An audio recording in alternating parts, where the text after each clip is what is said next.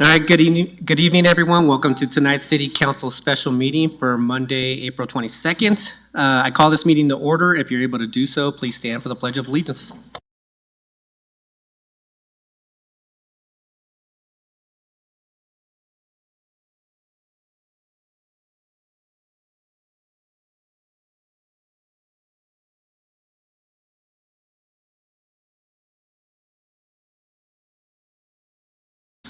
Thank you. You can please take roll call, City Clerk. Mayor Pro Tem Anderson. Present. Member Newnenkamp. Present. Member Prang. Present. Member Russell. Present. Member Ward. Present. Member Wright. Present. Mayor Sierra. Present. Let the record show 7 present. Thank you. 4 study sessions on the agenda for tonight. First one up is the impact fee discussion. We have Deputy City Manager Tim Dodd, Deputy Director of Parks, Rec, and Library Brad Anderson, and Carson Bice, I believe it is, will be present to discuss the impact fees. Yeah, thank you, Mayor and Council. So I'll give a very brief introduction. So as you may remember, this came before you on January 8th for a full study session and robust discussion. So you had requested that we come back to you. So thank you to Mr. Bias, who was able to come back in person. Just as a reminder, Mr. Bias really focuses on this work. They've done studies for, I think, over 80 or so cities across the United States. And so we did take notes the last time we were here in front of you, and so we do have some similar content, but we also had some follow-up on some of the things you had asked for. One of the things that did come up was a set of recommendations. So as a reminder, Mr. Bias was asked to basically turn over every stone. He was asked to look at every possible opportunity for impact fees, so we did bring 4 to you. Really, it could be your pleasure to not move forward with any of them, to move forward with all of them, but certainly you could move forward with 1, 2, or 3 of them. And so I think tonight we could hopefully have a good discussion on some of the merits and challenges with all 4. So I'll turn it over to Mr. Bias.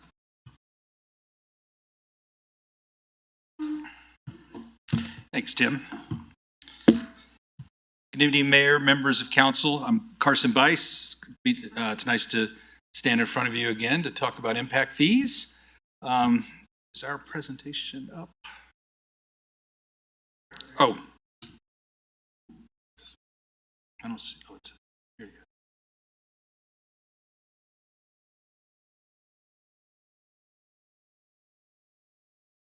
go. Give us 1 second, Mr. Bice. Sure. There it is. There we go.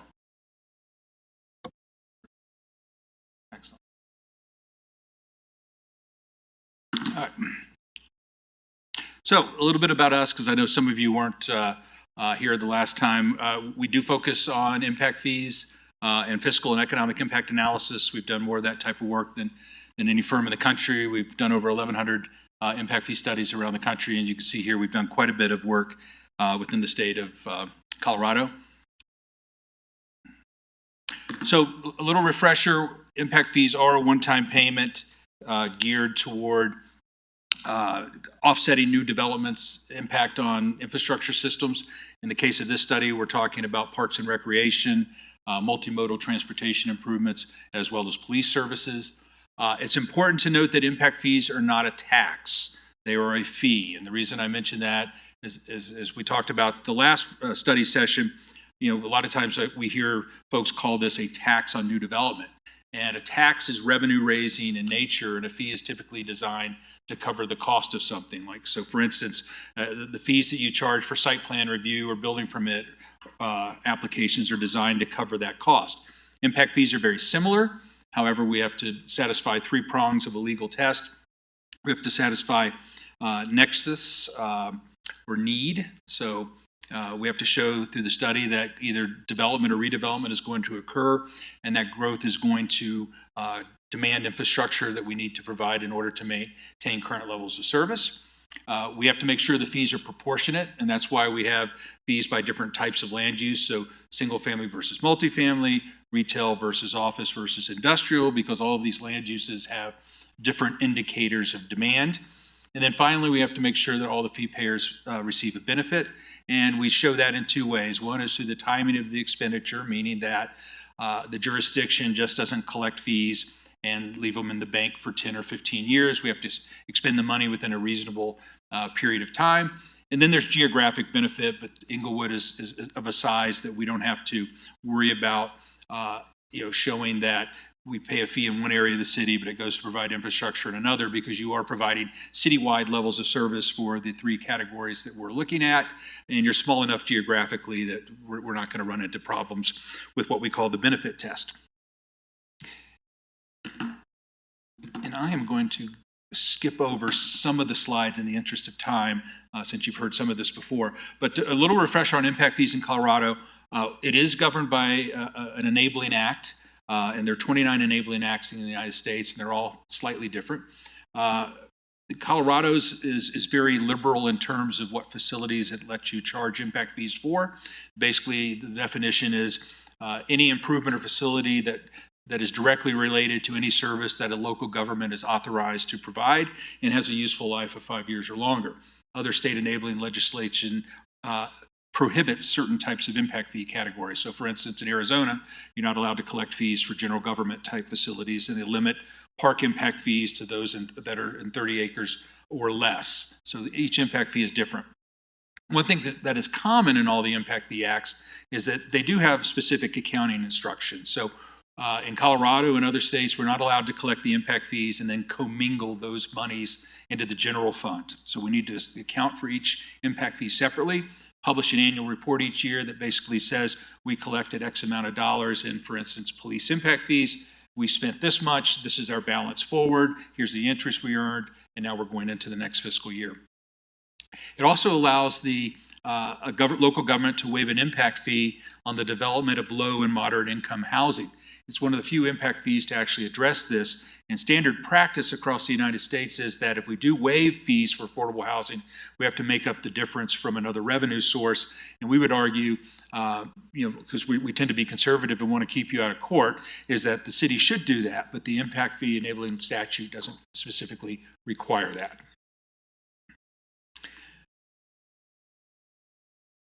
To summarize our 10-year development projections, and this is part of showing that nexus or need through the impact fee study, is we are projecting a population increase of almost 5,350 new persons. That's a housing unit increase of about 3,390 units.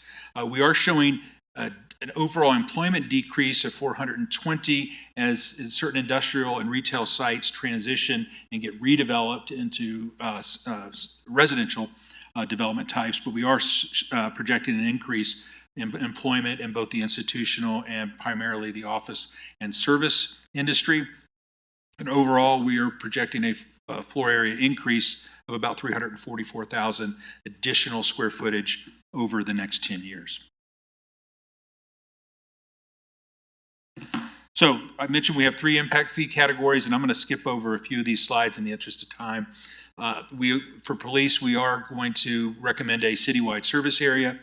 We're using 2 different methodologies. If you remember from our last visit, there are basically 3 ways to collect impact fees. One is what we call a cost recovery or buy-in, and that's where you've oversized facilities. An example of that is, for instance, if you've expanded your police station in the last 5 years and it's oversized in order to accommodate new development, we can calculate the fee so you can recover the growth-related share of that expansion. We also have a consumption-based method, which is based on your current level of service, basically takes a snapshot of where you are in terms of, let's say, park acres per 1,000 persons, and it costs this much to buy an acre of land, and so we calculate the fee that way. That's the method we have used for police vehicles. So we've defined the level of service, and we know what it costs to purchase a new police vehicle, and the fee would buy those vehicles going forward. Then there's also what we call a plan-based approach, and that's basically based on a master plan or a 10-year CIP, and that's the approach we've used for transportation, and we'll talk about that when we get to that section. But we project over the next 10 years, there is going to be $66,000 in revenue for future police vehicles, but the big revenue here is that you would recoup about $1.57 million in cost recovery for the police station that was recently expanded. The police impact fee that's being proposed is $807.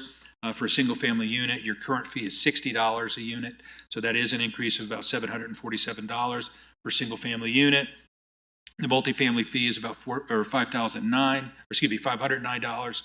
The most expensive non-residential fee for police would be commercial and retail at $1,469 per 1,000 square feet, followed by office and other services and industrial space. And this basically shows the cash flow. Again, the 1.6 million or almost $1.7 million. The majority of that is cost recovery revenue for you all to recoup. There we go. Next fee category is Parks and Recreation. We are recommending, again, a citywide service area.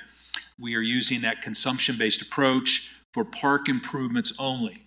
This fee, if you recall from our last discussion, assumes no land component. The emphasis is going to be on developing vacant land that the city already owns on existing park sites. Over the next 10 years, we're projecting about $2.5 million in future revenue that the city could use to construct additional improvements.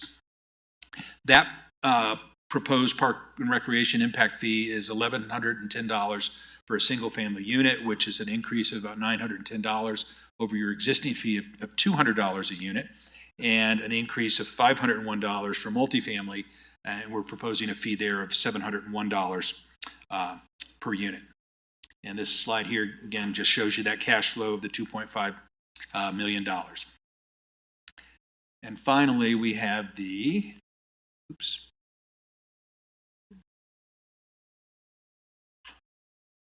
the multimodal transportation fee. Again, a citywide service area. This is where we are using a plan-based approach. It includes three multimodal components. One is trails, complete streets, as well as pedestrian and bike improvements. And because of the fact that we do have a $48 million CIP proposed as part of this program, everybody in the city benefits from most of these improvements. So we would be charging a disproportionate impact fee if we said all $48 million of this is going to be assessed against redevelopment and new development in the city. These projects are elevating the level of service for a complete street and multimodal infrastructure system for all residents of the city. And so as a result, you can see here's our $48 million 5-year improvement plan as a variety of different improvements. Another thing that what we may find is that this is very conservative at this point. You may get federal or state revenue sources that you can pledge against this. So again, if we were assuming that this was 100% city cost, we would be in danger of charging more than the fair share. And so the proposed impact fee is $1,882 for a single-family unit and $906 for a multifamily unit. You don't have a transportation fee in place at this point because commercial activity has the highest vehicle trip as well as person trip rates. They do have the highest fee per 1,000 square feet at $4,130, followed by office at $1,830 and industrial uses at $803. But again, because we have this large CIP and the increment of new growth over the next 10 years is a small percentage of your overall total growth or total development at the end of the 10-year period, you are only generating about $2 million in impact fees, meaning that you are going to have to fund the other $46 million from either other city revenues or count on going after federal and state grants in order to fund that balance. And then finally, we went over this the last meeting, is where do your current and proposed fees rank among peer cities that were defined by us and staff? And you can see here at the bottom, you have a very low impact fee structure now of $260 per single family unit, which is the lowest of the fees being compared. if you were to adopt all three of these at 100% of the maximum supportable amounts, you would still be somewhere in the middle and significantly lower than the top 50% of jurisdictions. The proposed fee would be $3,798 per single family unit. And you can see here that the next highest is Littleton, which is more than 3,000 more than what the City of Inglewood propose. And then Commerce City has the largest fee at $12,344. And with that, I'm happy to answer any questions. But before we get into Q&A, I'm going to turn it over to Brad Anderson to talk about priorities for Parks and Recreation.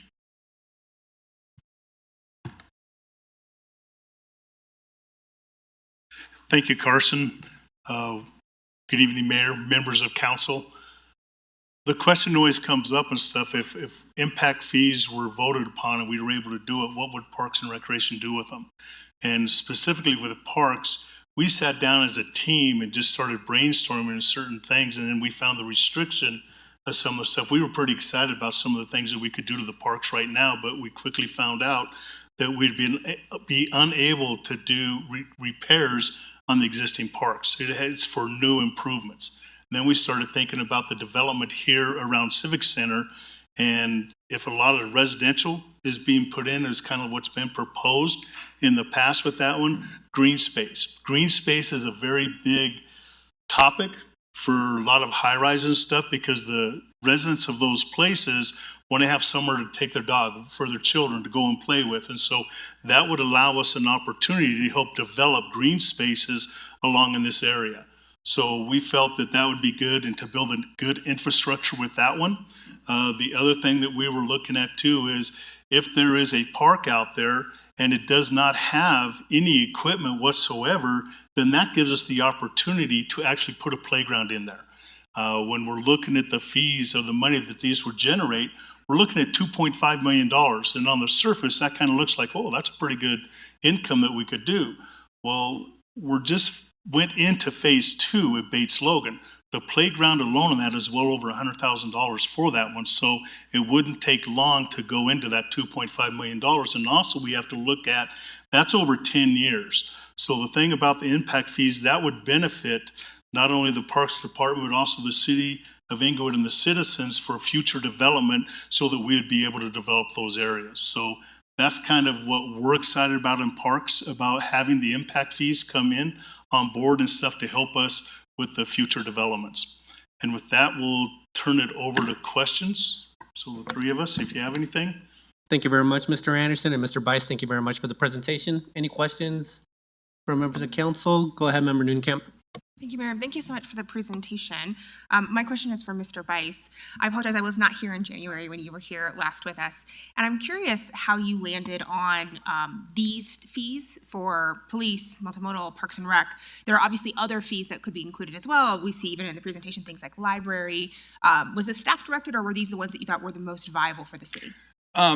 Yeah, so we came in with an open mind, and one of the caveats with impact fees is that by collecting that first dollar of expenditure, you have obligated yourself now to spend money. And we had conversations around general government facilities and library facilities, and we didn't feel comfortable recommending an impact fee for those because there didn't seem to be any concrete plans to make any expansions to that in the next 10 years. And so these were the safest options. And did the topic of an affordable housing impact fee come up? No, it did not. But we do affordable housing linkage fees. They're very complicated and controversial, but that's certainly something that just about every jurisdiction we work for in the United States is having a conversation about is affordable housing, and more are asking to do affordable housing linkage fees. And so if that's something that the city wants to consider, how does it fit into kind of the recipe of all the fees and how they fit together, and whether it becomes an attractive development opportunity for a developer? How do these fees incentivize or disincentivize developers when they're thinking about municipalities where they might want to do business? Good question. So, Inglewood is in a unique position in that you're at that stage of the life cycle of a city where you're now primarily in a redevelopment mode. Sometimes if you have onerous impact fees, and what I mean by onerous is you'd be at the top of that chart or above, they can sometimes act as a disincentive, right? But these are low enough that we feel comfortable that they will not act as a disincentive. When it comes to affordable housing, that is a complicated issue relative to implementation, and for a lot of reasons. One is you've got to decide what the linkage is going to be for. Are you going to make the linkage for the need for affordable housing to be employment opportunities in the community, which is typically what it is in areas like, around the Denver area, or is it the fact that you've got a huge second home market like it is in the Aspen area, where we did their linkage fee, and we're about to do one in we're doing one in Crested Butte that's similar. Then the second challenge is, well, what is the jurisdiction's role in the development of affordable housing, right? Or are you the developer? How are you going to use the money? In other words, what's the nut that we're trying to solve for? And then the third challenge is that if jurisdictions were to adopt 100% of the actual linkage fee, it's astronomical, right? And so jurisdictions typically end up adopting some sort of percentage thereof. It's helpful. Thank you. Mayor Pro Tem. Thank you, Mayor. Thank you, Mr. Bice, for the presentation. My question is regarding the police facilities portion of the proposed police impact fee. So you mentioned that this is a cost recovery for the actual building. How does the money that we get in from the impact fees actually make its way back to helping us recover that building? Because if I understand correctly, we had a bond on that. It's being paid for by a tax levy. Are all those taxes still being collected, and in what way is it offsetting those actual costs? Yeah, good question.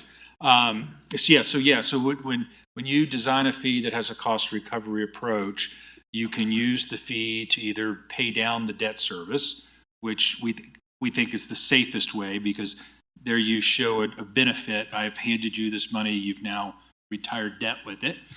In jurisdictions that don't have debt, it's simply, the analogy would be, you're buying a share of this mutual fund, right? We've provided this many shares of infrastructure, you're buying your share of it. So that's the way to think of it. So if you don't have debt, you can then use that money to augment other things, because they've now paid their share, you can use it for something else. Okay, so if we collected those fees, would we be obligated then to pay down the debt with them, or? I think that would be our recommendation. Okay. Thank you. Member Russell. Thank you. And one question that I have, and I've really had for a long time, when we increase density in this city, really, I think the study was done, or the figures were used from 2017, and the police were happy with the level of service we have. I'm not. I don't believe the citizens are. But we don't use a system where you have to have so many police officers per 1,000 people per capita. If we did that, could we recoup the money from the units that would increase the density to increase our police force? Well, essentially, that's a complicated question, because there's two prongs to this. One is you've got two components. One is the vehicle component, and the second is the building. And our conversations, as I recall, didn't indicate that additional building space was needed. And that's something that we see around the country, because, more and more the car is the office, right? You've got your data terminal, you've got everything there. Second is, we're not big believers, and most police departments we work with are also not big believers in these measurements of officers per 1,000, because of two things. One is, it doesn't equate or doesn't consider the non-residential side at all. And we all know that retail space generates substantial calls for service. And I would also argue that if you have 1,000 retirees in Boca Raton, Florida, the call complexion is going to be very different than 1,000 people in another jurisdiction, right? So it gets to more of these conversations about, from a service delivery perspective of, if this development occurs, or redevelopment, as the case may be, and we know that in order to respond, you're going to have to hire additional officers.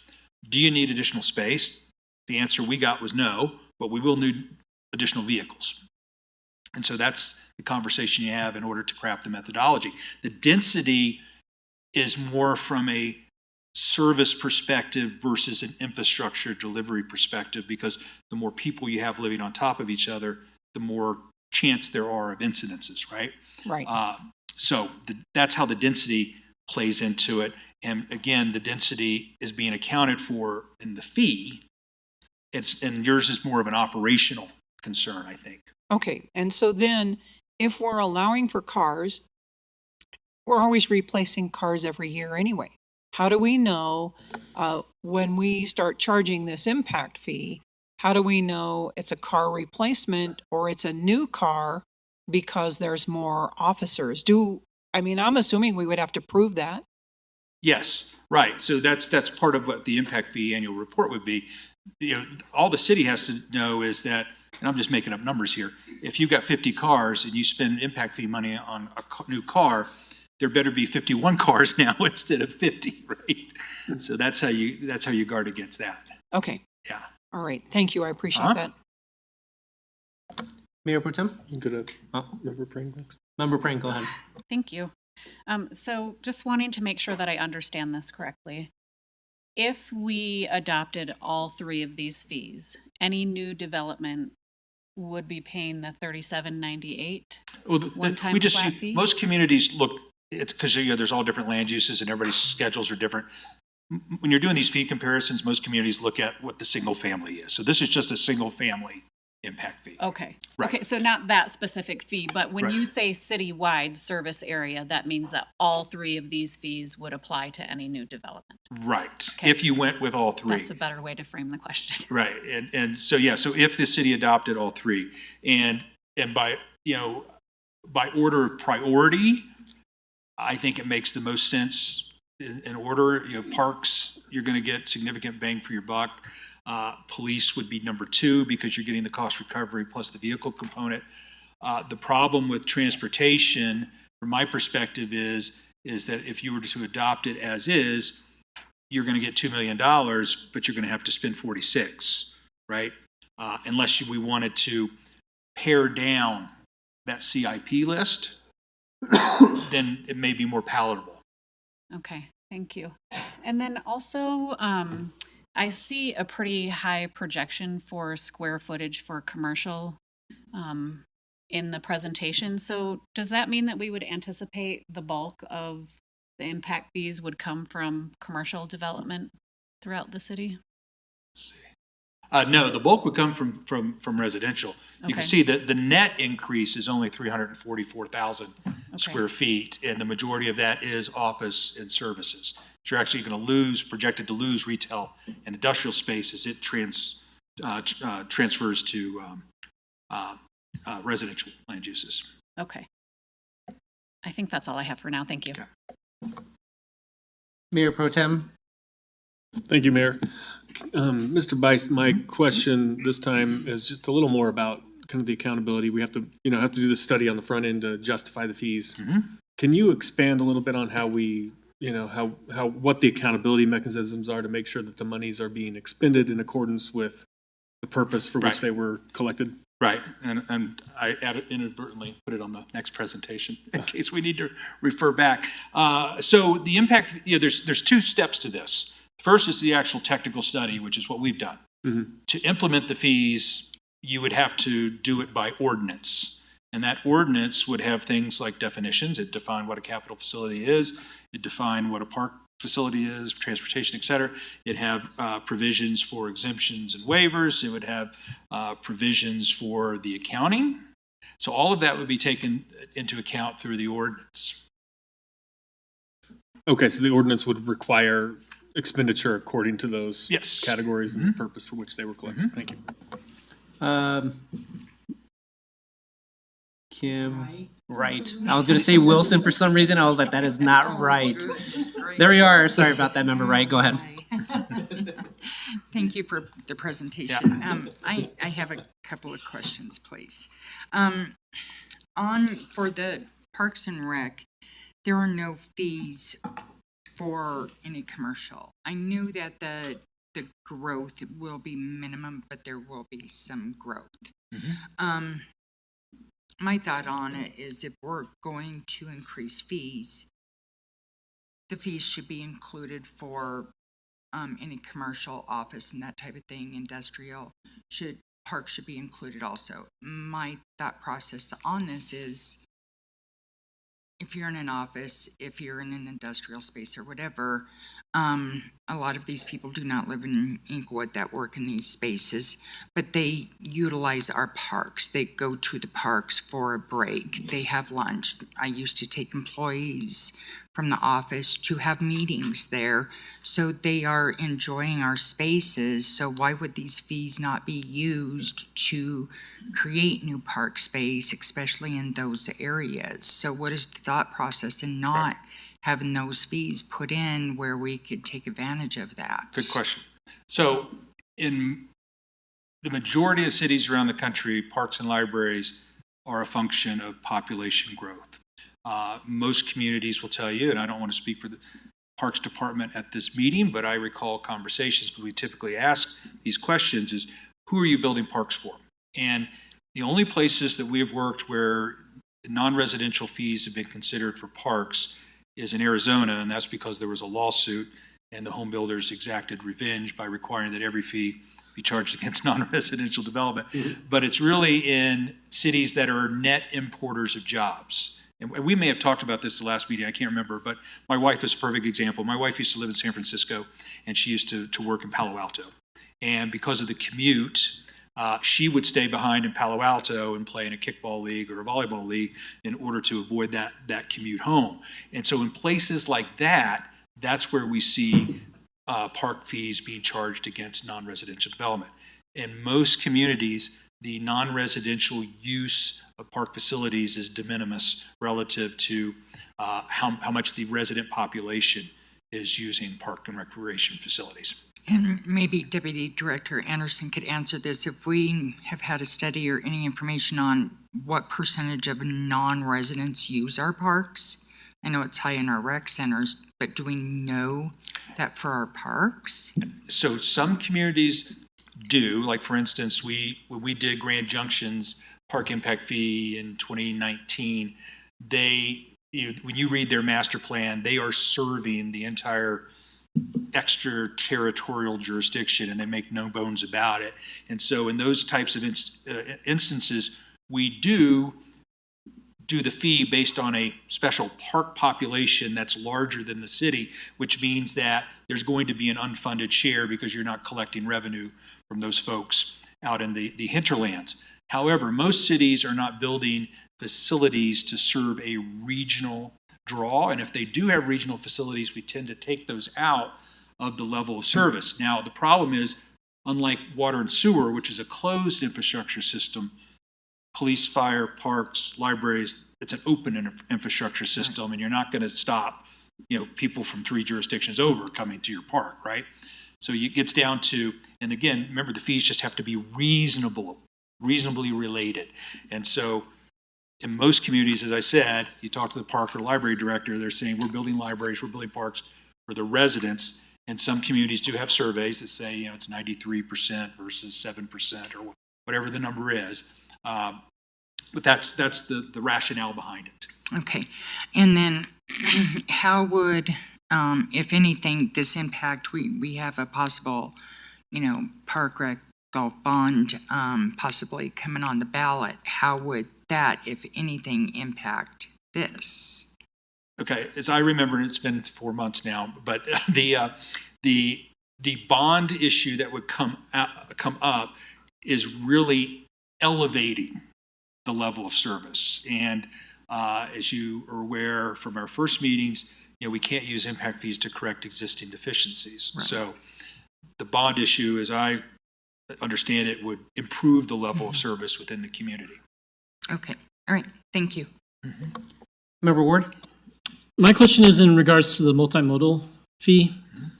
When I look at the way these are arranged, it seems like the vehicle occupancy is a factor, but when I think about traffic in Inglewood, the one that has probably the largest adverse impact on our infrastructure is going to be the industrial traffic. These very, very heavy trucks traveling multiple trips daily through places. If you've not had the pleasure of driving down Union Avenue, you should definitely check it out. That's the street that the waste management transfer facility is on. So hundreds of trash trucks every day up and down that street, and the road shows wear. So what I don't understand is why the industrial is low when, in my opinion, comparably, industrial traffic has a much higher impact on our transportation infrastructure. Good question. So we're talking about two different things here. One is, we mentioned already that streets are an open infrastructure system. So you can be getting through traffic on your road network that certainly is deteriorating your road network, right? Which is more of an operating cost if it's something we can't use impact fees for. And I don't know, is the transfer station within the city of Inglewood? It is, Okay. yes. Well, impact fees are based on averages, okay? And we're looking at growth in the future. And on average, and we have to assume prototypes, because otherwise we'd have a fee schedule that's 4 pages long. And also, the trip generation manual will tell you for certain land uses, be wary using this data because it's based on a small sample. So we tend to use these averages. But industrial development generates significantly less trips than office and retail development. So when we refer to it as an impact fee, it's not in actuality a fee based on the impact. It's sort of a usage fee or No, sort? it's an impact fee based on the need to provide future capacity. So if we're working in a greenfield situation, like let's say like Greeley, the fees usually aren't multimodal. They're really the traditional arterial road capacity because you're expanding that footprint, right? But as communities start to, well, one, get landlocked and then start to redevelop and grow vertically versus horizontally, the focus tends to be on moving people rather than moving vehicles. And so that's when we switch to more multimodal projects like complete streets, bike lanes, transit-oriented development types of things, which then we switch to person trips versus vehicle trips because it's a better measurement. But it's about expanding your multimodal transportation options, not let's generate money to fix wear and tear on the roads because we have a bunch of industrial traffic coming from point A to point B, and those origins and destinations may be outside our jurisdiction. Okay, that's a helpful differentiation. Thank you.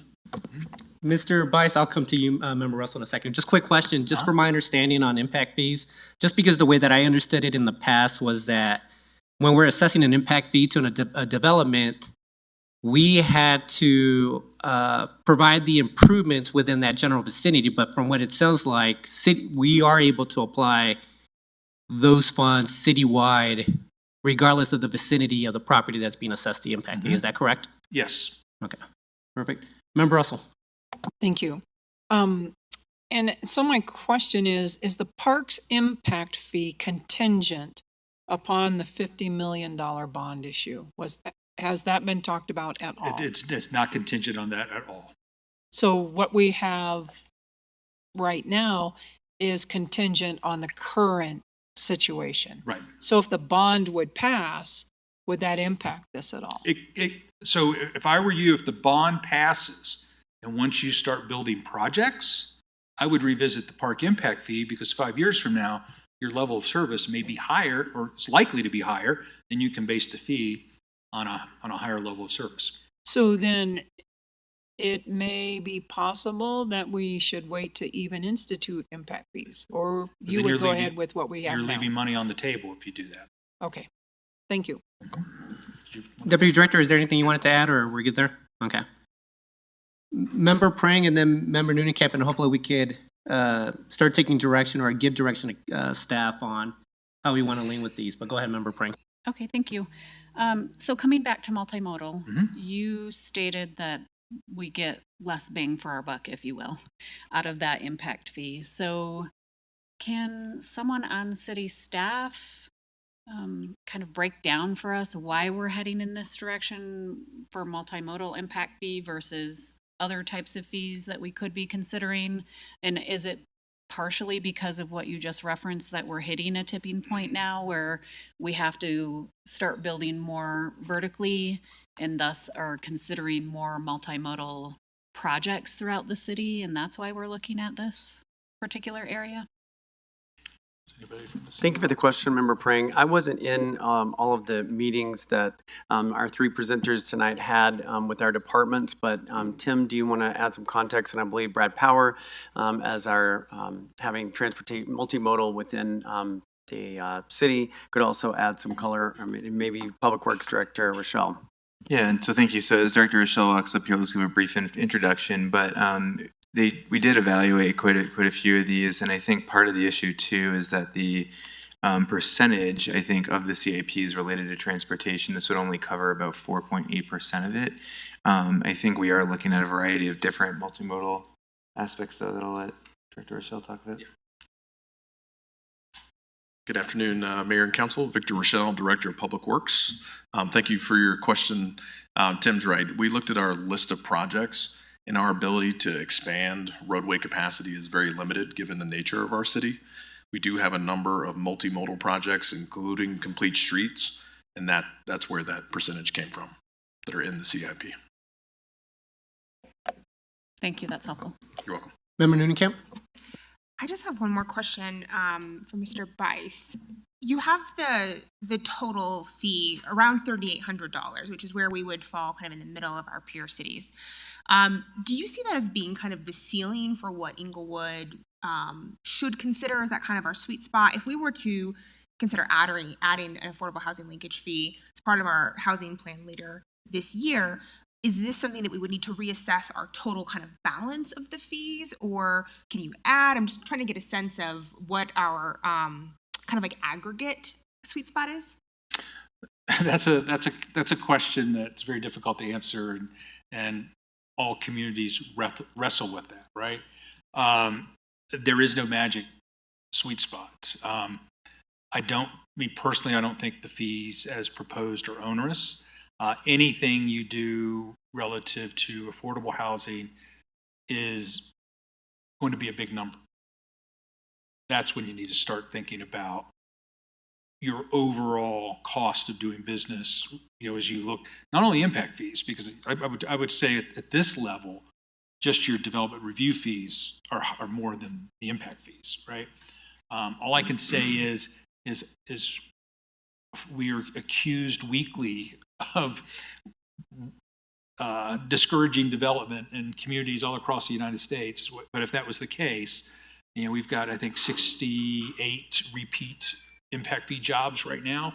These jurisdictions wouldn't be continuing to go to the well, so to speak, if it was discouraging development. And, we work at all the major metropolitan areas where growth is occurring, Boise, where we have an office, Phoenix, all over Florida, South Carolina, Oklahoma area is now becoming big, Texas, Colorado.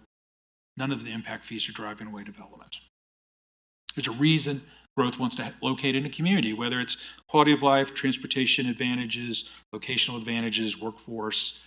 A lot of things go into those locational decisions. And you also have to think about it, and I don't mean to be flippant about this, but you've also got to think about, when you add the $3,800 fee to a mortgage, what does it equate to on a monthly payment? And it's probably $11 given the current interest rate. So because I know that the last school fee we did that was $18,000, and in South Carolina added, I think, $77 to the mortgage. So you got to put it into context. But it's a value proposition, and we're not policymakers, and we just do the technical studies. But I can't say that this is an onerous impact fee. That's helpful. Okay, I think that's all for now. Okay. All right, members of council, without any further questions, looking to give some direction to staff. I believe we had couple of conversations on this topic dating back to last year. At least with this current council, we had the first discussion early to start the year. But Deputy City Manager, is there anything you want to add, or just waiting for comments from No, council? that's exactly correct, Mayor. Yeah, we're just looking for what direction you want us to go. And as Mr. Baez mentioned, if you do want to move forward, the next step would be for us to work with the city attorney's office to bring an ordinance forward that would include any combination of these four. Thank you very much, Tim. I guess I'll start off. I would be in favor of seeing this come to ordinance. Thank you very much, Mr. Bice, for providing the information, especially with what's being considered by other cities around us. It's very helpful. It gives us it gives us good visibility that we're actually under what other cities around us are doing. With the growth that we're experiencing within the city, I would be in favor of seeing all three or all four of these. The one aspect that always gives me pause is just the fact that these impact fees may be adding to the cost of housing within the city, but it may get passed on to renters or the owners of the property. But knowing where we're at as a city in terms of just the development that's going on and the needs that we have as a city, I would be in favor of seeing all three of these coming forward. So Member Nunnekamp and then Member Ward, and then we'll just go down the row. Go ahead. I'll weigh in. I agree with the mayor. I would also like to see these come forward. I think the phrase "we're leaving money on the table" is quite powerful and something that we should consider. And as we consider our infrastructure challenges, long-term sustainable funding sources or recurring funding sources is something that we continue to really have a challenge with. And we really aren't seeing the costs of some of the new development being offset in the community. So I do think it's really important that we recoup some of these infrastructure costs. The reason I asked about the affordable housing fees is because this is something that is coming up in the Affordable Housing Task Force. Many other cities are funding these projects because they have a source of funding. Inglewood has no source of funding right now for affordable housing. And so as we consider a long-term housing plan, as we consider our work with Prop 123, I do think this needs to be part of our conversation. Obviously, it's a little premature at this moment. So as long as taking action now won't preclude us from considering that later, I'd like to see this move forward. Member Ward. Not a huge fan. I gotta say, just on principle, in Colorado, we have the Taxpayers' Bill of Rights. It allows voters to decide whether or not they want to pay a new tax. I understand the explanation of how a tax is different from a fee. I philosophically, fundamentally disagree with it. I know that the law is not on my side there. That said, I have the authority here to influence public policy as I sit in this seat. And the way that I will be doing that is by exercising my belief that an impact fee is on its face the exact same thing as a tax, just called by a different name.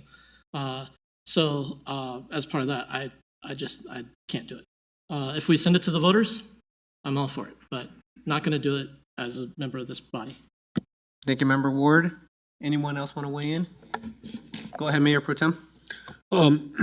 The one here that I'm pretty confident I can get behind as, and the thing for me is less the tax fee thing, but more is the person who pays this impact fee, if they're building a new house or apartment in the city, the people who are going to live there are going to, if they knew everything, look down 10 years down the road and say, yeah, I'm glad I paid that fee. That really helped, that improved our city, improved the quality of life. And the parks one is the one that I really can see that being a definite improvement. I really do on the police fee. I have concerns about the recovering costs for the building that's already been built and is already paid for. That sounds to me kind of like, I'm sure we could justify it, but it does feel like double dipping from our developers on something that we already have locked in payment for. And I'm still thinking through the transportation one. So I'm undecided on this, but I want to support some of it. Thank you, Member Anderson. Member Prang. Thank you. I too have some question marks still, but I do see the value in creating a sustainable funding source that doesn't exist for us currently. I think there's a lot of value to consider all three for that. I do have some hesitations on the multimodal piece of it, but I do think that just being able to speak a little more clearly to the public, were I to have to answer to a public member or a member of our city, why the multimodal piece when we don't get as much bang for the buck. I'd like to have some better words to say.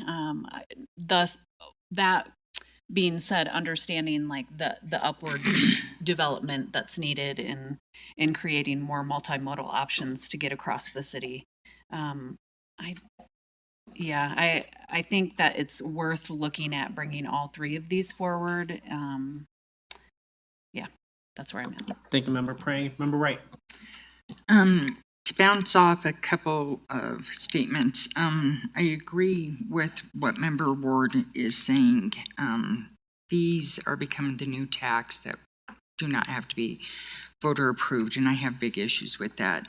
And also, a question that comes to mind to what Mayor Pro Tem said is when people are looking at their paperwork with the house and they're looking, are they even aware that these are fees that they pay when they buy a house and that type of thing? And how did they see this? And that's something that just came to mind.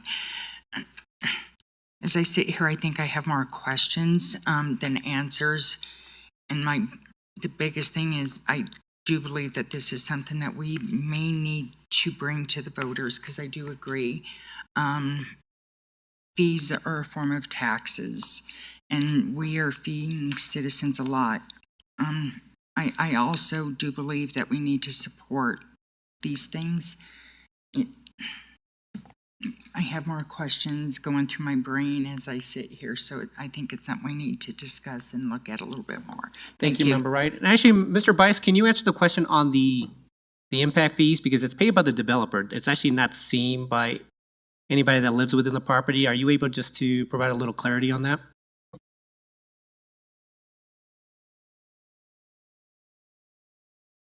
Now it is. Okay. So I would hazard a guess the majority of folks that buy a house have no idea what the fees are, whether it's the building permits and site plan review and the impact fees. They just know the house is X number of dollars. And who pays the fee depends on the economy we're in at the time. We're in a robust economy. Most honest developers that we talk to will tell you that, we pass 100% on and we mark it up because there's a carrying cost associated with that, right? Now, when we're in a not so robust economy, everybody bears the price. The landowner who sells the property takes less per acre. The developer may make less profit. And then only maybe a portion of it is passed on instead of the full amount to the home buyer. It's a complicated economic question, and it really depends on the status of the economy at the time. Thank you for that answer, Mr. Bice. You actually went into more detail than I was expecting, but thank you for that. Okay. So, Member Russell, go ahead. Thank you, and I thank you, Mr. Bice, also. And I agree with the assumptions that Councilmember Ward presented. I absolutely agree with that. But even before Mr. Bice answered, developers are going to pass it on to the buyers or to all the taxpayers. And the matter of fact is, the ratepayers don't have any say. That's taxation without representation. And if we're not putting it out to a vote of the people, I am not okay with moving forward. Thank you. Thank you, Member Russell. City Manager Lewis. Thank you, Mayor. I just had a clarifying question for Member Prang. On the multimodal, is the concern is that maybe we're not thinking big enough in terms of multimodal to justify a larger fee? Could you just give staff a little bit of clarification on that topic? Yeah, I just think based on some statements that were made tonight that there's not as much value that we're getting monetarily out of having that impact fee. Just wanting to be able to explain it better to a constituent were I to be asked about it. I'm not anti that. I actually support most of our projects that have a multimodal component, but just having, better verbiage to share outwardly to the public. And I think, as we come up into another discussion or potentially start crafting ordinances or taking votes on it, having clarity around that. I also think it just made me think of another piece. when we're speaking about the police impact fee, and referring to expansion there, and I heard some clarity tonight that it would be more related to debt service. So I just think clarifying the language a little bit more around some of those pieces is helpful, not only to us as council members, but also to the public who's listening. Does that help? It does. I think that's helpful for staff as we move forward. One of the unique features of Inglewood is that historically we've really been proud that we've kept all of our fees low, our water, our stormwater. And, what I would offer is that has not served the community well. These impact fees are the same thing in terms of, being able to collect fees when new apartments go in, when a single family is converted to duplex and that's increasing density. Development has not paid its own way. And in fact, our existing ratepayers and taxpayers have subsidized the cost of that development for years in the city. And it's the reason why we're the lowest in the state, and actually the lowest of any city I've ever worked for. And I would just encourage council to consider that in 2020, when we did the impact fees for water and for sewer, those passed unanimously. I think we understood that when people tie into a system, they need to pay a proportionate share to access that system. The same goes for our police, vehicles that we have to buy because we have additional growth. Same thing goes for parks when we have to expand services for additional residents. So we're really just asking new development to pay its own way. Mr. Bice, was there something you wanted to add? Go ahead. Yeah, I wanted to, Mr. Mayor, Council Member Prang, I take responsibility. It was a poor choice of words when I said less bang for the buck. What I meant to say was the city's likely to spend $48 million on multimodal transportation. New growth's going to generate $2 million of that, which is $2 million more dollars than you would have had otherwise. The difference between transportation and the other fees is that in order to maintain current levels of service for park improvements, you only have to spend $1.5 million. You don't have to spend $5 and you're only going to get $1.5. If growth is faster, you may get $2.5 million, but all you have to do is develop $2.5 million worth of improvements. If growth is slower, you may only have to generate or do $1 million. So that's what I meant, is that there's not the exposure or the commitment of local government funds with the other fees as there are with transportation, but the city's likely to spend the money anyway, and it's $2 million of found money. I appreciate that. Thank you. Member Ward and Member Newcamp, something to add on the subject? Go ahead, Member Ward. Respectfully, I'd like to push back a little bit against what the city manager just said. I don't see impact fees the same way I see water and sewer fees. With water and sewer fees, it's a fee that is paid for a direct benefit to the person who's paying the fee. Excuse me. With impact fees, on the other hand, the person paying these fees may never actually use the services that are being charged for. Yes, it's presumed that they'll be walking on our roads. Yes, it's presumed that they enjoy having a police officer patrol their street, but they might never call 911, and they might not leave their house, or they might not even own a car. And the other thing there is related to the parks. I guarantee you we have people who live in the city that never once use our parks. They don't use our parks. I don't have a problem with recreation fees. I don't have a problem charging an admission fee to get into Pirates Cove. Why? Because you're paying for a service. You're paying for a service that you use. Both of those entities are supported with taxpayer dollars here in Inglewood because we value those things. What I don't appreciate is without consent of the residents that we are charging them for a service that they may or may not use. The important aspect of these impact fees compared to any other fee that the city may charge is the direct connection between the fee being charged and the service being provided in exchange for the fee. Thank you, Member Ward. Member Newcamp. I know we need to move on, Mayor. I'll just be brief, but my encouragement to this council is that we take a step back and say, where is the money going to come from? If not from this, because we don't, in the 2.5 years I've been on council, we don't want to raise taxes. We don't like raising rates. We don't want to look at certain bonds. It has to come from somewhere. This city got itself into a huge infrastructure hole from years of elected leader mismanagement, of not ensuring that we had the funding we needed to meet the needs of the city so that we could have a high quality of life. We cannot pay for the policing we would all desperately want if we do not come up with more money. We cannot have the roads we all desperately want if we cannot come up with more money.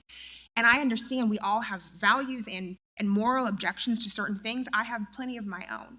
I do not think that this is a tax. You and I think, respectfully disagree on that.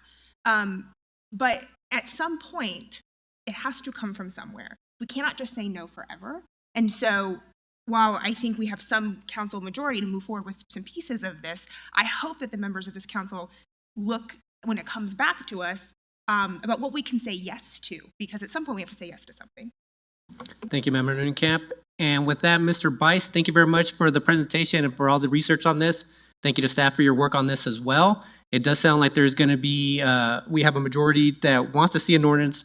In what fashion it comes back at or we vote on is unknown at this point, but thank you all again, and yeah, we'll speak again soon on the subject. Thank you so much. Moving on to the second agenda item, this is the preliminary 2025 to 29 capital projects list with our city council, with planning and zoning, and also with members from the budget advisory committee. Do we have Ms. Nolan, our budget manager, is here to present the preliminary list. Good evening, Ms. Nolan. Good evening. Thank you, Mayor Sierra, council members, members of the Planning and Zoning Commission, Budget Advisory Committee, and members of the public. Tonight continues our discussion of the preliminary capital requests for the 2025-2029 5-year period that was kicked off last week with the presentation from Director of Utilities and South Platte Renew, Peter Van Rye, and Public Works Director, Victor Rochelle, for the water, sewer, and stormwater funds.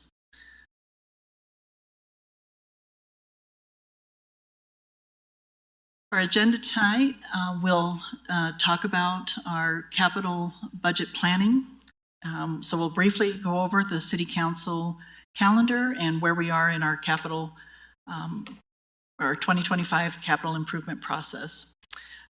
Our general government directors will review the Tier 1 2025 to 2029 capital requests, as well as we'll review the prioritization tool that the Planning and Zoning and Budget Advisory Committee, or Planning and Zoning Commission and the Budget Advisory Committee may use in helping them develop their recommendation list for City Council and staff.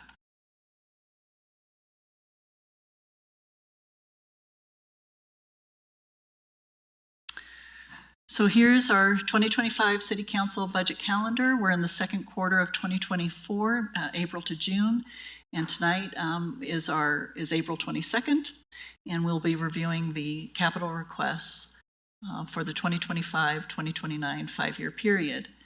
Our next meeting with City Council will be at the budget workshop scheduled for June 24th, where department directors will present their preliminary operating capital budget requests, as well as make any revisions or refinements to the capital requests that we'll be discussing tonight.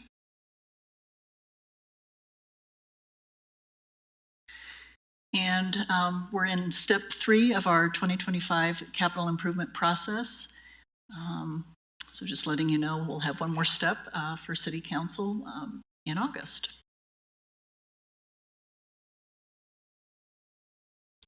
In the next 2 slides, I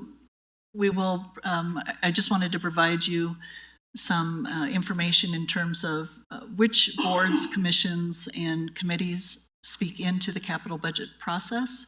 We have the Library Board, Planning and Zoning Commission, Water and Sewer Board, as well as the Park and Recreation Commission, Englewood Transportation Advisory Committee, and the Budget Advisory Committee.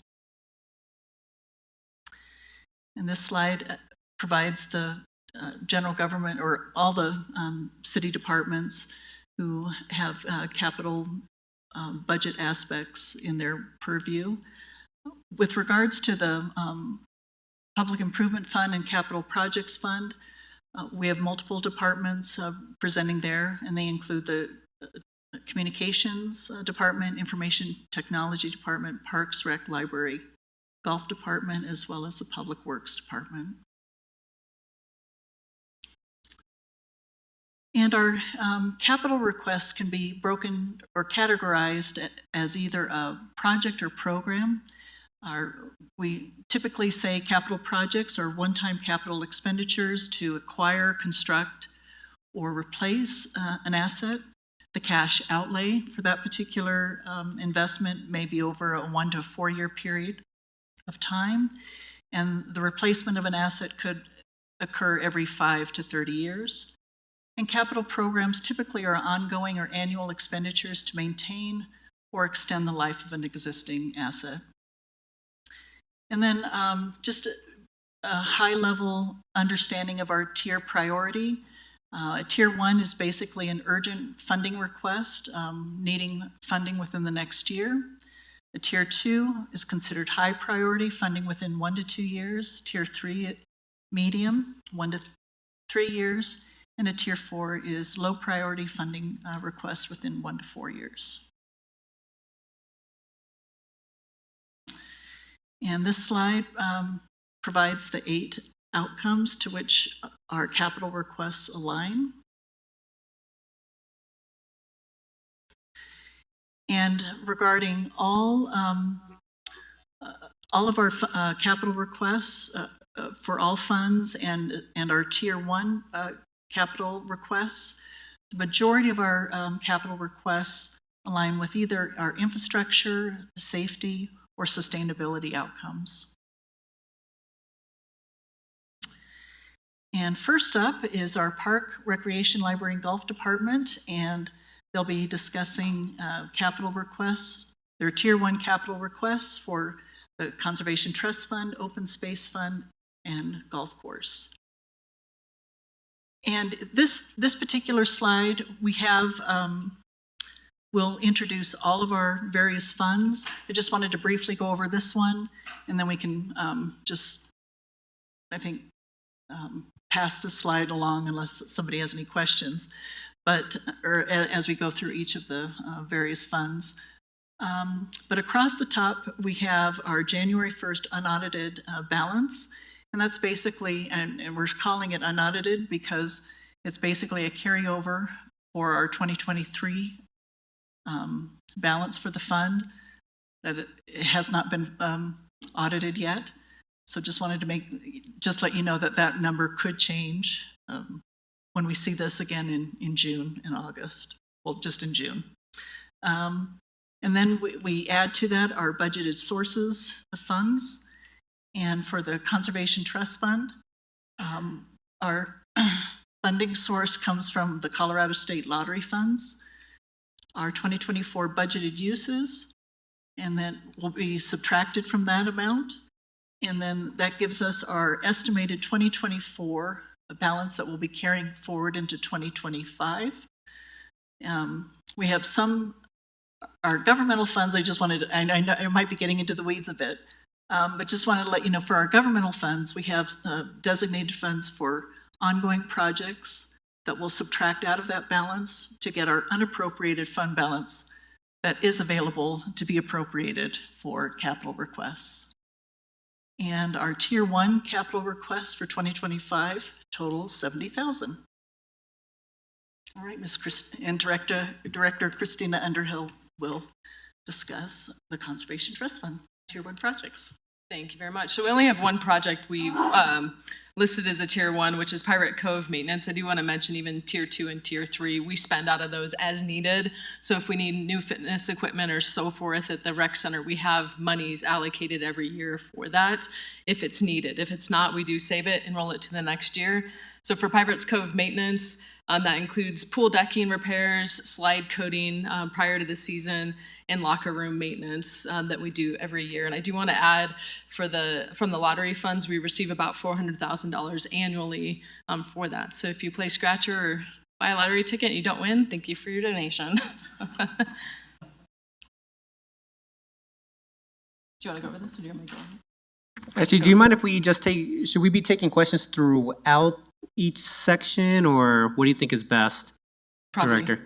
Yeah, let's do that, and also I'll open up questions as well to members of P&Z and Budget Advisory. I know some of you are in the audience, but if you wanted to come and ask questions, but go ahead, Member Russell, with your first question. Thank you, and I thank you for the presentation. So these are all requests. I mean, the tier 2 and tier 3 are also requests. Is there a reason? Well, they're all on that page because this is specifically for these, the way the Conservation Trust Fund can be administered, correct? You're correct. So for the conservation trust funds, we can only use the monies for what we call out here. It can't be used for any other city projects. Okay, and so if we're getting $420,000, why are we only suggesting we spend $70,000? Well, like I mentioned, we ranked these tier 1. We know that that first one, Pirates Cove maintenance, is top priority as it's an aging facility. However, all those projects you see listed, we do put funding forward every single year for maintenance pieces of whatever the facility is. We do spend those funds. It may not be all the dollars we've allocated. It may be half of it. I mean, like I said, it rolls year after year. So if we know we have a big project or a big maintenance project coming up, like we need to replace all the fitness equipment, we may not do that for 3 years and just bank that money so we have enough to purchase in one time. Okay, so what we're suggesting is we definitely do the Pirates Cove, and then some of the other money will be used for these other things as needed. Correct. Okay, thank you. Member Wright. Thank you. Thanks for remembering my name. We're an hour in, so. Yeah. Can you tell us how much are the operating expenses for Pirate Cove, and then how much is the net profit that it brings in every season? Off the top of my head, I don't have those numbers in front of me, but operating expenses are usually around $1 million. That includes personnel into that. So the actual maintenance piece of it, I don't have in front of me. I'd have to get that for you. But ultimately, we bring in, from a revenue standpoint, typically 1.4 to 1.6 if the weather holds out during the summer. So we're netting around 200,000. Some years we do more. Sometimes it might be even or less. Okay, perfect. I'm sure people are kind of wondering that. So I know it's a tier 3, the Bellevue train. Yes. We've replaced that in a lot of it. So I'm sure that people that are watching, they're like 40,000 already on the Bellevue train. What's going on? Yeah. So that's not for the train itself. We do train inspections, track maintenance, and that's what that $40,000 is allocated towards every year. Some years we've had a good year and not had to spend that much. In other years we've had to spend more. It is an aging track and we have a new train coming, so we might have more track repairs to ensure that train continues to run because we know it's tuned up correctly. Perfect. Thank you. Mr. Haggerty.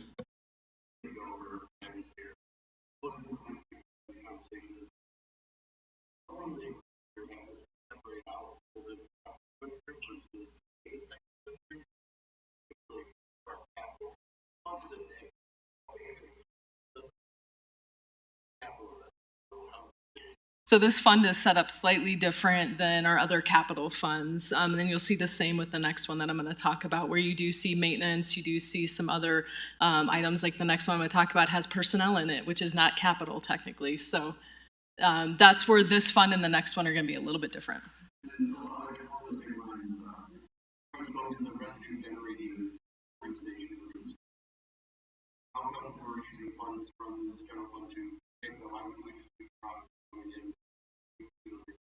That's a good question. And so again, utilizing these funds here helps us overall with the general fund and not taking funds from that for general maintenance of Pirates Cove, as this is capital. So we do use some through our facilities department, but a lot of it will come out of this fund here. So it's not hitting general.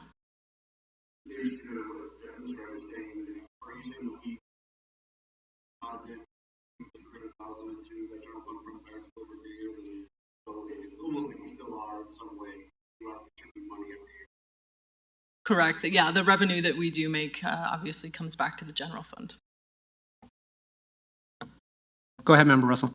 I just wanted to ask, is it possible that if the Budget Advisory Committee has questions also, how can they get to the mic? I would think that you come to the podium if you do have any questions, so. All right. We'll just ask you to walk. Member Noonkemp. Thank you. As was mentioned at the beginning, we're using the new scoring process this year. And I see that we're at the point where directors have already scored, but we don't have the scores available to us. Is that something that we can have access to?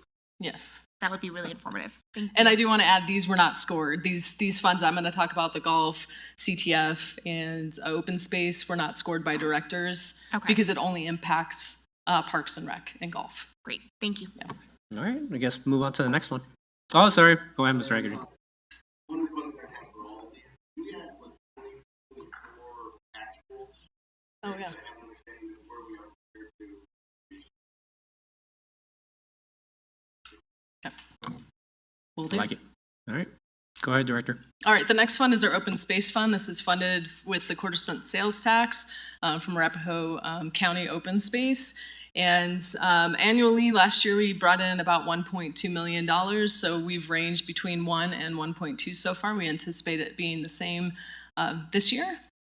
And so we do have quite a bit of funds. We do use these funds for grant matching, and that's our number one item on this list is grant matching. As if you know, like Bates Logan Park is going to benefit from grant matching and Arapahoe County open space grants as well.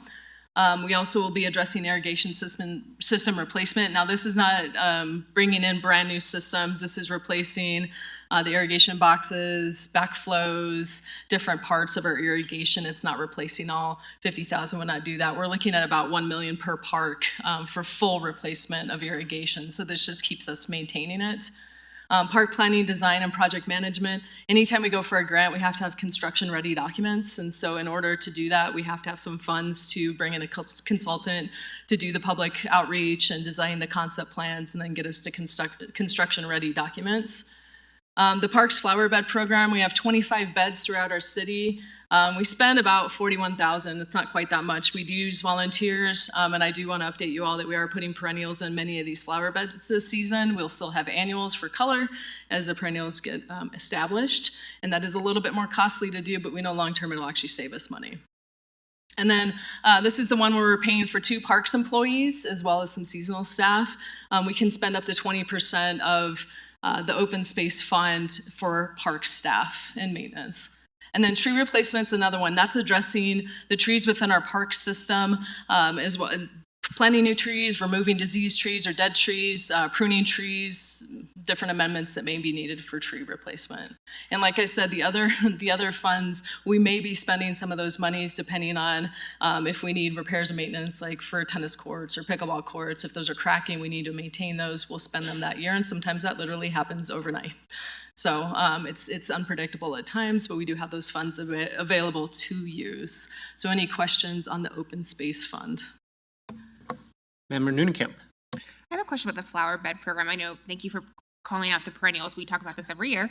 And obviously there's been kind of a live conversation around native plants, low water plants. Do you have plans to incorporate that into the plan this year as well? Yes, that is part of the plan. The flower beds are annual type things, so they don't last throughout the year, but we are incorporating, like I said, the perennials, native, and hopefully over time we'll see that amount that we're spending there in that line reduced, and we can spend it in other locations. Thank you. Member Wright? The maintenance employees compensation. Are these seasonal workers only?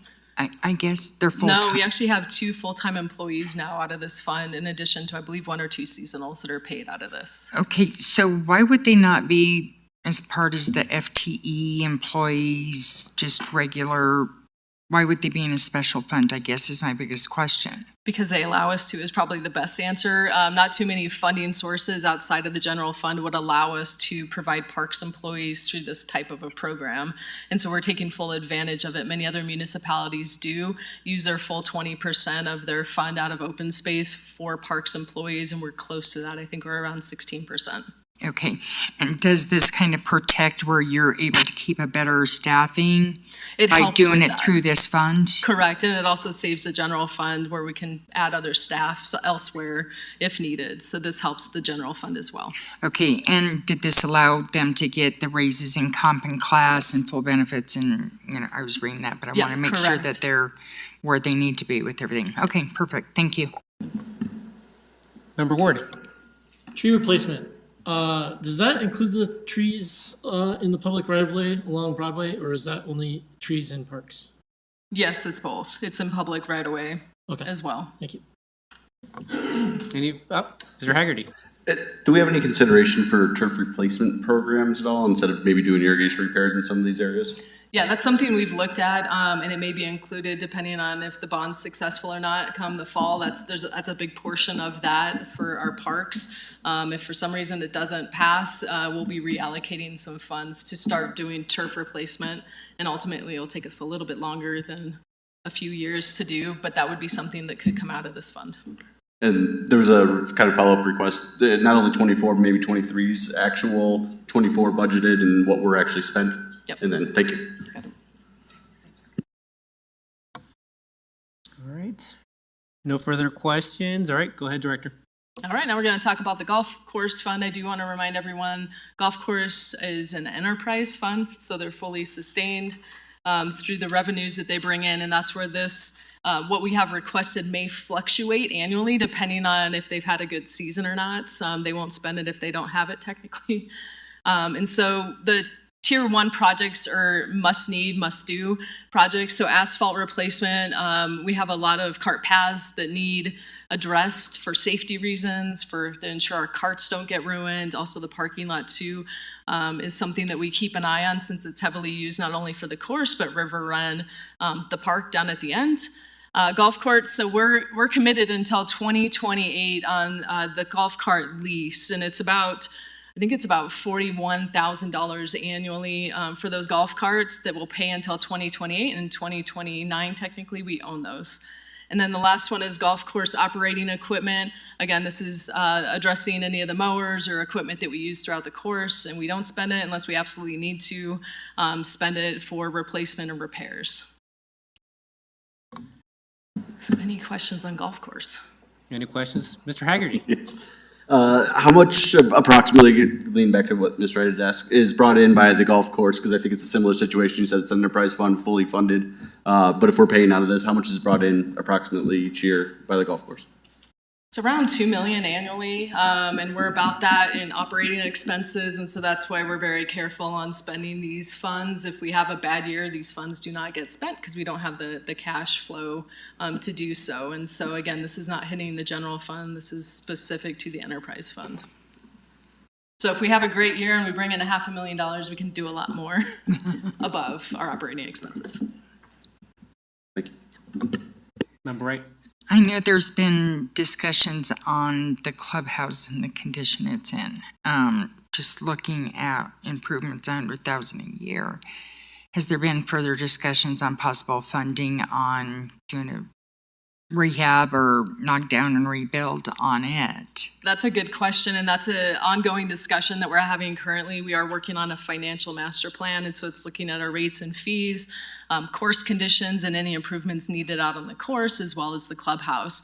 And with the clubhouse, we are working with facilities to identify all the need and all the costs to figure out if it's going to make sense to keep and renovate or potentially build new. And that will be a future discussion this summer we'll have with you all of what that looks like and what the palette is to move forward with whatever the repairs or new clubhouse might be. How's the Eagle Watch going? Eagle's going well. Well, we have baby eaglets. Oh, you do? It's too late for an eagle. And It's not in the budget. No budget. Charge for it. We're getting off topic now, so. Director, just a quick question. Do we happen to have a description for any of these funds? And what I mean by that is when we were talking about the open space funds, going back to the last one, we talked about the fact that it's primarily used for 2 FTEs and then general maintenance and I guess the grant program as well, or the matching grant program. It would help to have a description stating such, just so that we have clarity on what this is primarily used for. So sure, you got it. More of a comment. So okay. No further questions. Let's go on to the next one. All right. Thank you, Director.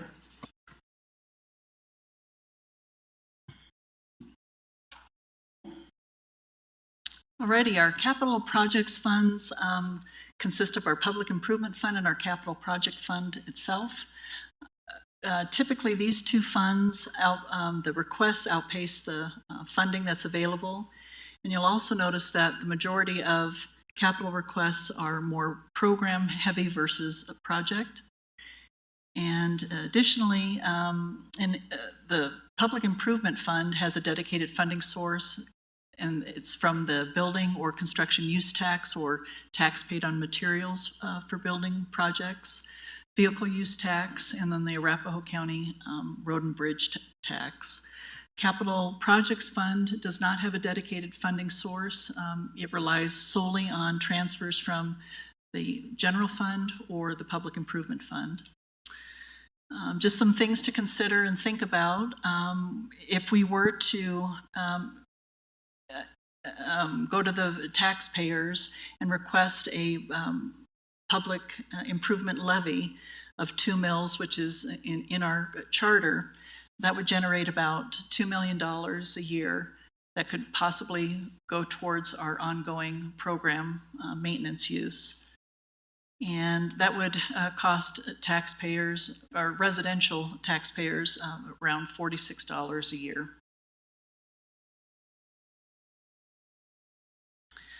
This next fund shows our Public Improvement Fund and Capital Projects Fund 2025 capital and capital projects versus programs requests by tiers.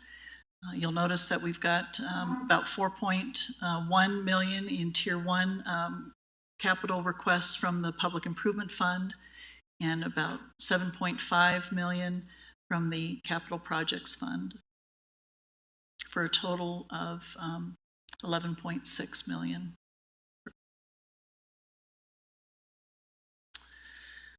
So our available funding is around $4 to $5 million from those Public Improvement Fund sources of funds that I mentioned earlier.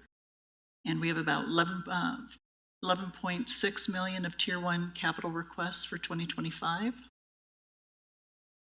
Potential additional funding that we may have, it will depend upon if we have any redevelopment or development, major redevelopment or development projects slated for the remainder of 2024 and or 2025, and City Council's potential use of the unassigned fund balance from the general fund. So the Public Improvement Fund has, we're estimating about $2.4 million of unappropriated fund balance that would carry over into 2025. Our 2025 Tier 1 capital requests, as I mentioned earlier, is about 4.1 million. And we'll start off with Director of Communications, Chris Hargath. He'll discuss the capital project requests of the Communication Department. Or they're the ones who have the oversight for these particular capital requests. Then we'll have Director of Parks, Rec, Library, Golf, Christina Underhill, speaking to her project, and then Director of Public Works, Victor Rochelle, and or his representative speaking to their projects. There, I apologize. Can we, real quick, can we just go back a couple of slides before we move on? Sure thing. Go ahead, Member Ward. Ms. Nolan, on the slide that says current ability to fund CIP requests, the bottom there, total current and potential funding available, is that number actually correct? Between 4 and 5 million. The TBD, what we don't know is if we have any major capital development and redevelopment projects that have not already been accounted for in this fund that might have potential funding for this fund. And also, what we don't know right now is whether or not City Council would consider using some unassigned fund balance. Okay, to fund that was kind of the crux of my question, because when I think about potential available funding, I tend to include the unassigned fund balance in that number, because we have a pool of cash right now available to us, and some of it is already assigned to capital projects, but some of it just doesn't have a home right now.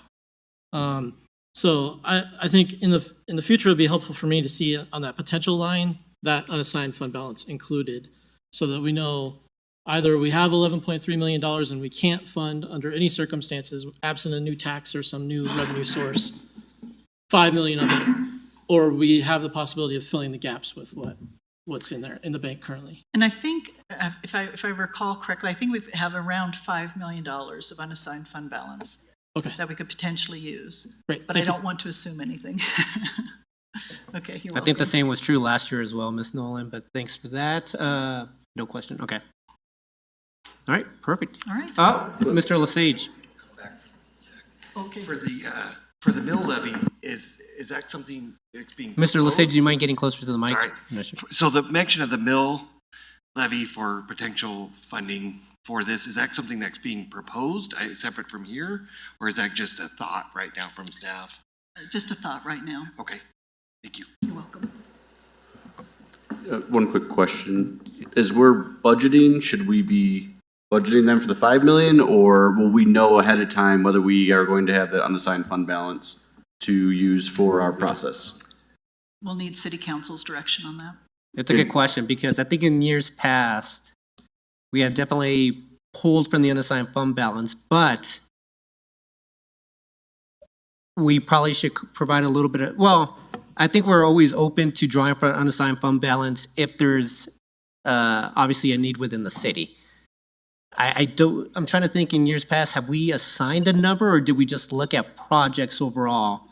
And then, because I think we want to provide clarity for the boards as well, but Member Ward, do you want to add in something there? I think one of the important aspects for me of involving the boards and commissions in this exercise is to get feedback from more than just 6 other people about what's important to fund in the city. So to the extent that there's funding available and you choose to allocate it or not allocate it, that would give this body some additional direction on how much of that unassigned fund balance we should be considering spending. Member Russell, go ahead. I absolutely agree with Councilmember Ward, and I think that we, when you present it to the boards too, it should be like there's 5 million, whatever the unassigned fund balance is, so that the boards would know whether something is important enough for us to draw down the unassigned fund balance. I'm in agreement with that. Thank you. A lot of nodding heads. Mr. Haggerty, go ahead. Is there a certain number that we need to keep as a fund balance, or would that $5 million unassigned potentially be used fully? I would assume that the full 5 million could be used. Currently, we have a 16.7 unrestricted reserve. Okay. So that's around 11 to $12 million. So we're up to 10. Okay. Yeah, no, that's great, because we've always had that question as we're trying to develop, what is that, final number? I mean, there's so many things that we'd all love to be able to do, but, we'll prioritize it, but thank you for that clarification. You're welcome. Okay. Go ahead, Mayor Protem. I think typically we'll also have some requests from staff on the operations side for some of that unassigned fund balance as well, so it's not, capital improvements is not the only source of funds, but I would, I see one tier, in this initial list here, 1 tier 2 request up in the top, Well, that should be a tier 1. That's a typo, sorry. Okay, that was moved up to tier 1. It was just not, okay, well, I would be interested in seeing other, really consider those tier 2 requests, and if they're worth funding, then, we want to find a place to do that in the capital, or from our unassigned fund balance, so, thank you. No further questions. Go ahead, Ms. Nolan. All right, Director Harguth, you're up. Thanks.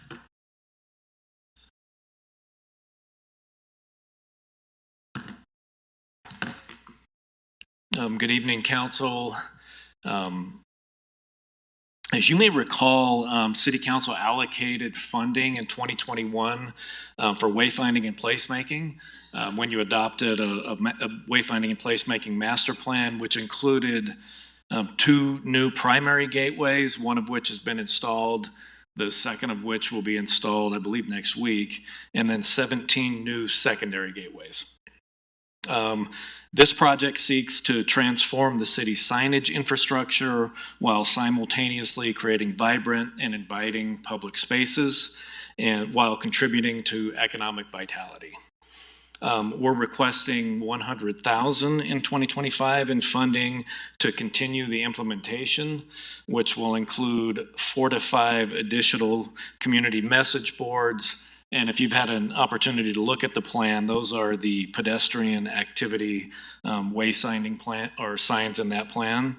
And the first of those signs was actually installed just this morning at Jason Park.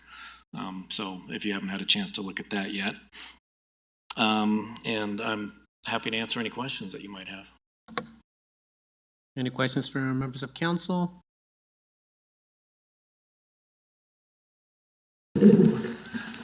Having issues sharing the microphone.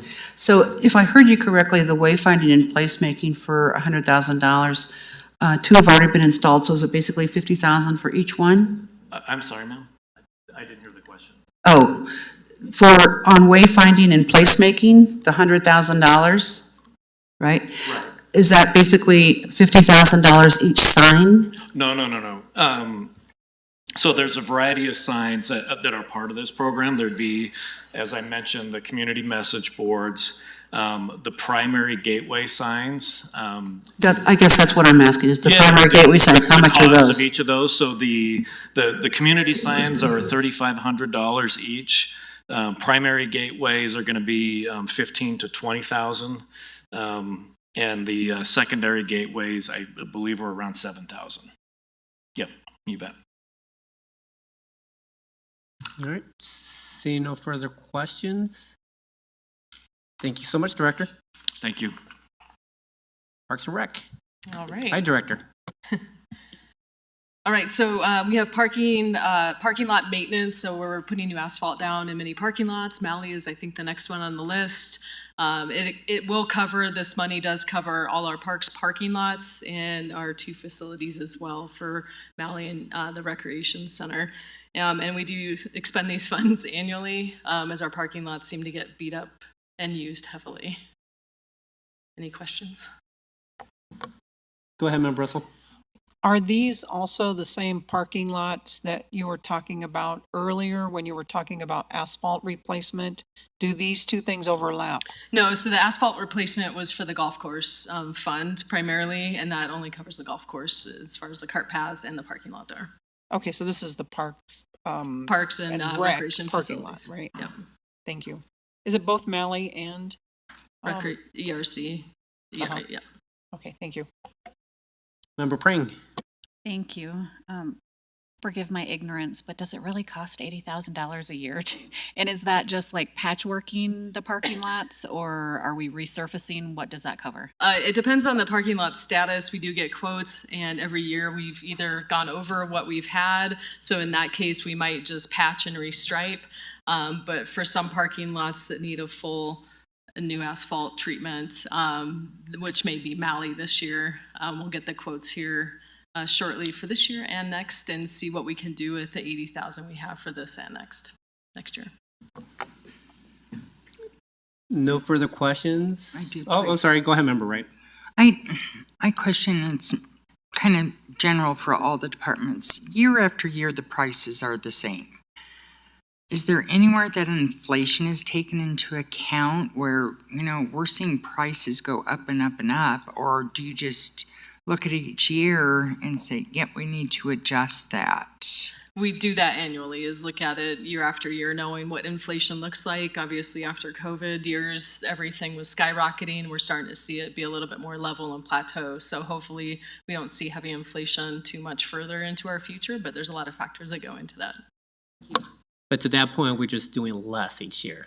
If that's the case, correct. If prices are rising and we're setting the same. Right, and that's like we said, annually we'll look at it and we'll apply inflation to these numbers if needed. All right, Director, I don't see any further questions. Thank you so much.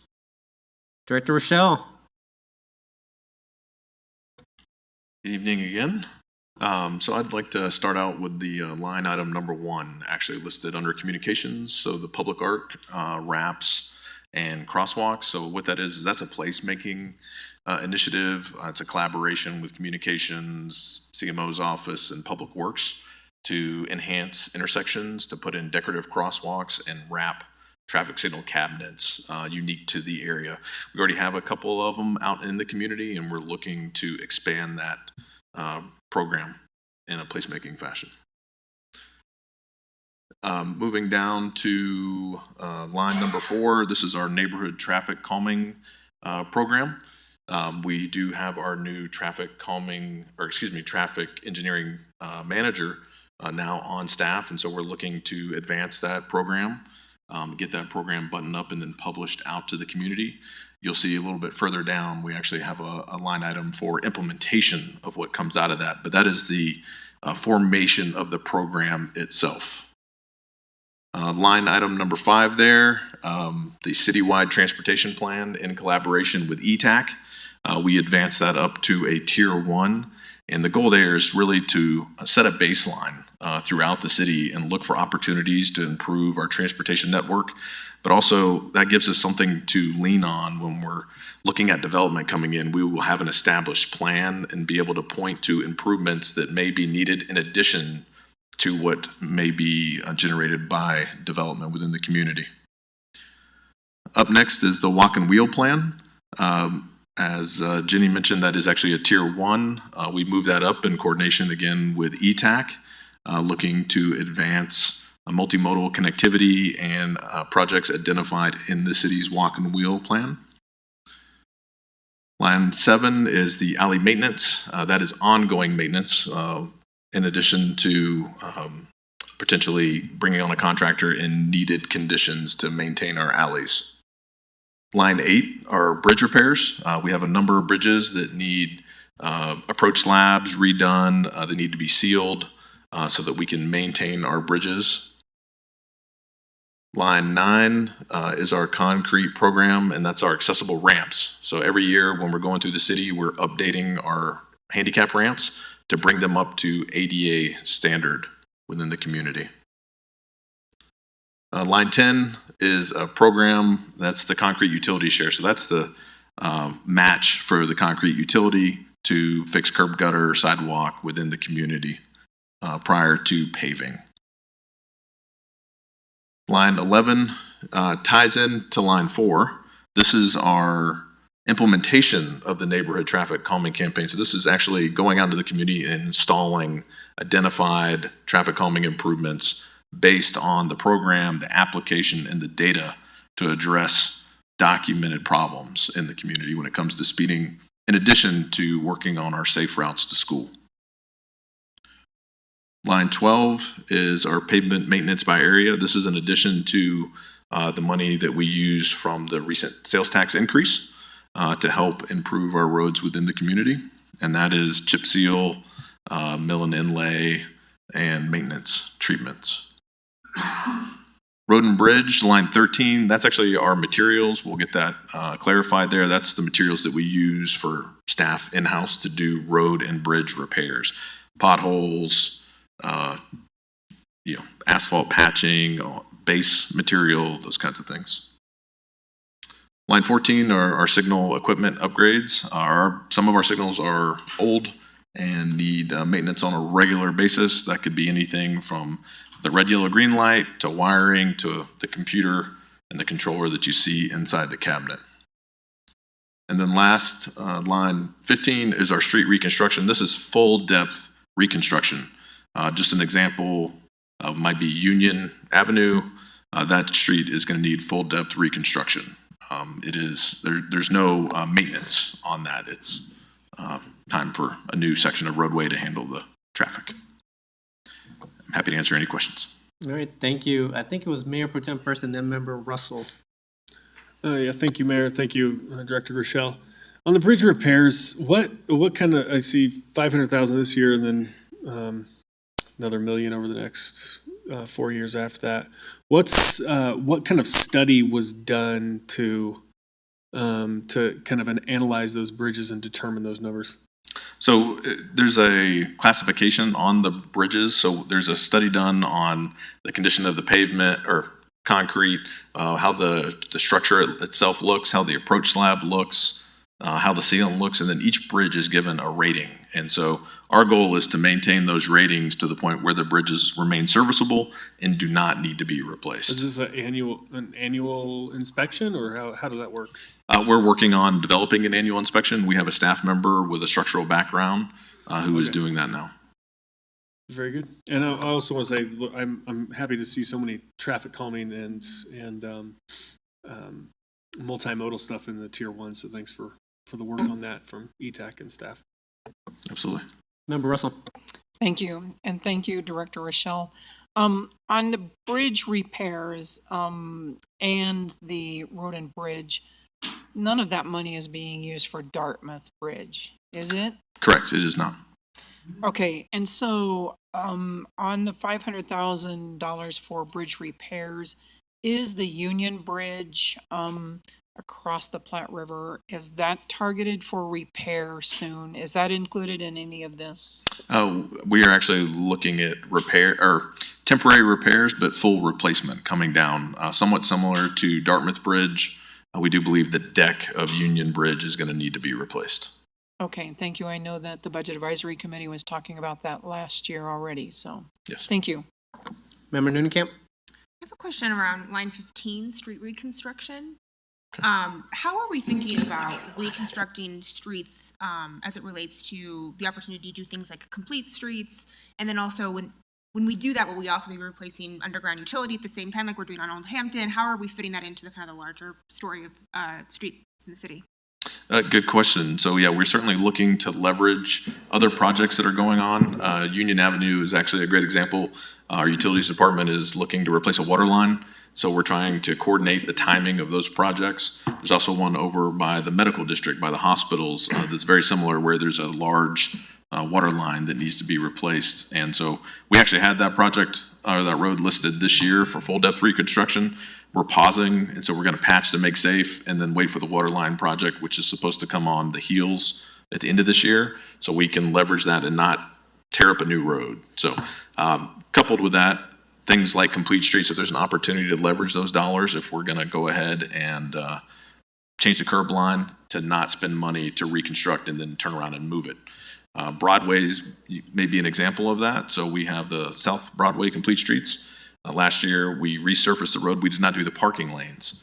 While we don't anticipate the parking lanes going away, we wanted to make sure that we didn't resurface and then come back in and move the curb lines. So if Union is identified for this project, it's not a contender for complete streets. It would just be a straight reconstruction? Correct. Okay. And I'll just plus one what the Mayor Pro Tem said. I also am really happy to see so much multimodal and traffic calming on this list. So it's good for the city. Thanks. Thank you. Ms. Upka, go ahead. Yeah, hi. Thanks for the presentation. I am confused about allocating for bridge repair, because we have talked about, and there's a project already on Englewood engaged for Union Avenue, and we've got Dartmouth Avenue done, that's accounted for. Is that Hampton Avenue Bridge? What other bridges are we talking about? I've lost track of bridges. Sure, there's one right by the Allen Water Treatment Plant that needs some pretty significant repairs on the approach slab. There's a bridge just north of Broadway and 285 over the creek that is also in disrepair. We have rebar that's been exposed, so there's going to be some significant work there as well. The Allen Treatment Plant, you said? Correct. And north of Broadway or south of Broadway? Over the creek? Over the creek, yes. Over the creek. North So of, it's on Broadway, just north of 285. there's no. Oh, okay. So that's more like something that's going underneath the street that we don't really see, because I didn't know there was Correct. a bridge. Correct. Right. So that's considered a bridge. Yeah. Okay. Thank you. Thank you very much for that clarification. Member Prang. Thank you, Director Rochelle, for your presentation. I have a question around pavement maintenance by area. It doesn't seem like a significant amount of money, so can you enlighten me like how this fund works with other funds pulled together to do pavement maintenance overall in the city?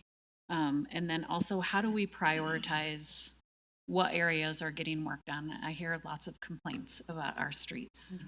Sure. Thank you for the question. So we have a pavement maintenance area by area plan. And of course, we can deviate from that if there's a roadway that needs it. But we have a pavement condition index, or PCI, where we know the condition of the roadway on a scale of generally 50 to 100. The higher the number, the better. And we want to keep that number up.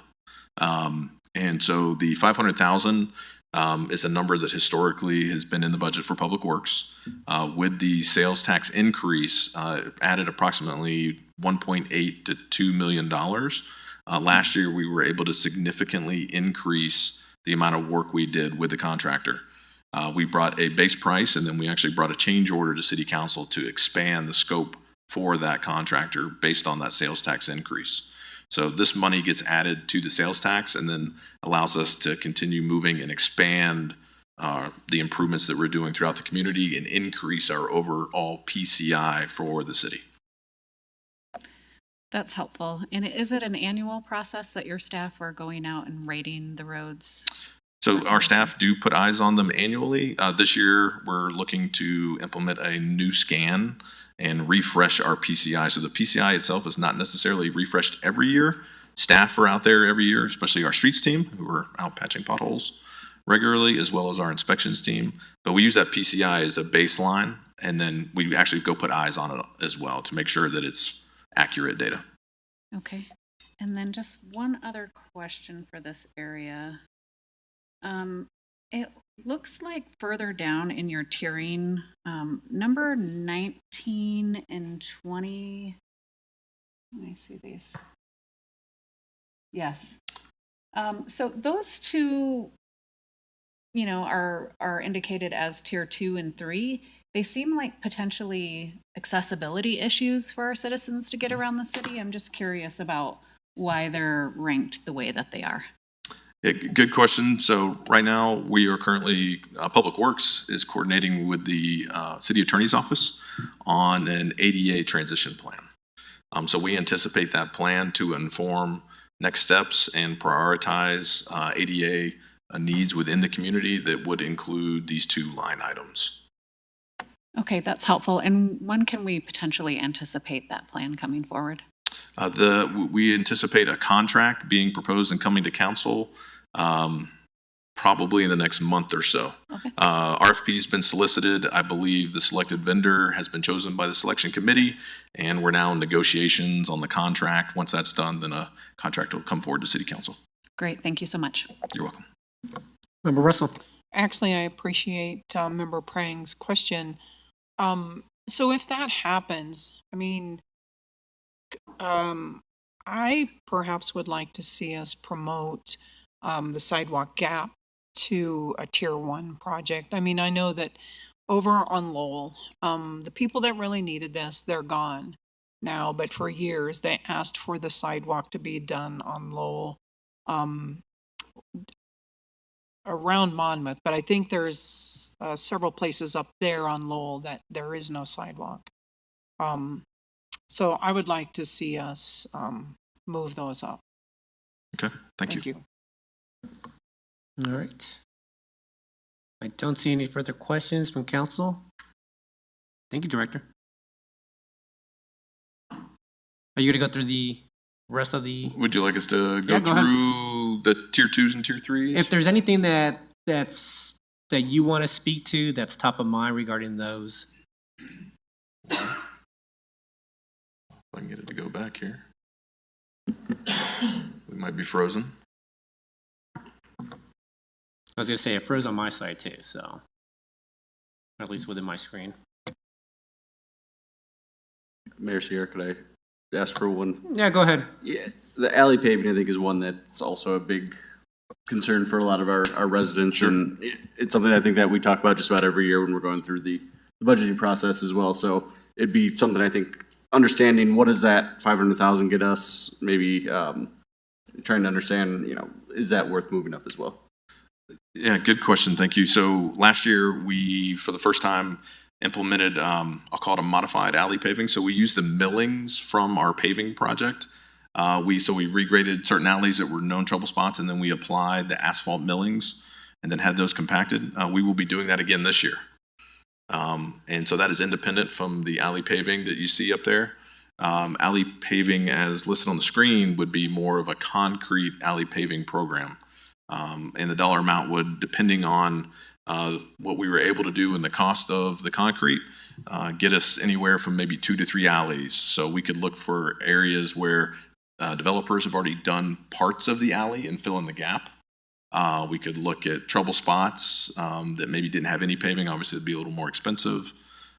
So that is what that specific line item is. But we do anticipate this year continuing as we did last year, to put down asphalt millings in alleys. Director, we didn't set aside $50,000 for alley paving last year, did we? I do not Was it believe part so. of the budget? I don't believe that made it. All right, thank you. Go ahead, Member Russell. Thank you. I have a question, Director Rochelle.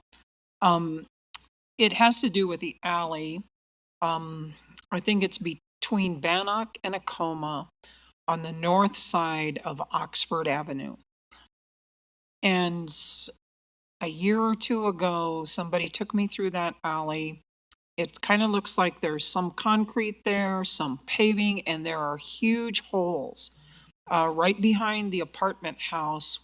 And so I don't know if we should tie that to the budget, but I think that's something, it just reminded me, something that you all probably should look at.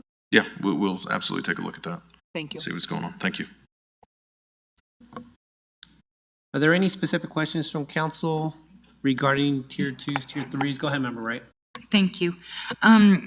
Going back to what Member Prang had been asking about the ADA compliance and those sidewalks. When I was first elected, I had brought up sidewalks. It was Logan and Yale area where when I was campaigning, I had to walk in the streets because of the sidewalks. Are we looking at not so much ADA compliant, but safety factors? And this is something I had asked about, where residents can even walk in their neighborhoods. Is that maybe not I don't know if it's a higher priority, but have we looked at that where it's a safety factor? We're looking at multimodal, and biking and stuff like that, but when someone can't even walk safely in their neighborhood, is that something we're taking in consideration? Because it is a safety factor and it's a matter of time before someone gets killed because they can't walk. If they have any kind of a disability where balance is an issue, they can't walk on those sidewalks because they're so broken up and stuff. Have we looked at that? So that would be part of our evaluation. So right now it's on a as needed case by case basis with the requests for us to go out and look at them and see if it's something that is part of our maintenance program, concrete maintenance. And then as part of the ADA transition plan, we'll be evaluating all ramps and sidewalks as part of the inventory process. As a fall, and you may not know, I know that a concrete fee we have in there, our sidewalks, if they're broken up and stuff, is that part of that homeowner's responsibility? Or is that concrete fee that people pay, is that what goes to replacing those broken up sidewalks? So the concrete utility would cover it if the homeowner did not opt out. So homeowners can opt out, in which case if they did, then it would be their responsibility to replace it. So when we get those requests, we check and see if the address is in or out of the concrete utility and then approach it appropriately based on that. You're welcome. Any further questions from council on any of or from P&Z Budget Advisory? I don't think there's any further questions on the tier 2s and tier 3s. Thank you, Director. Thank you.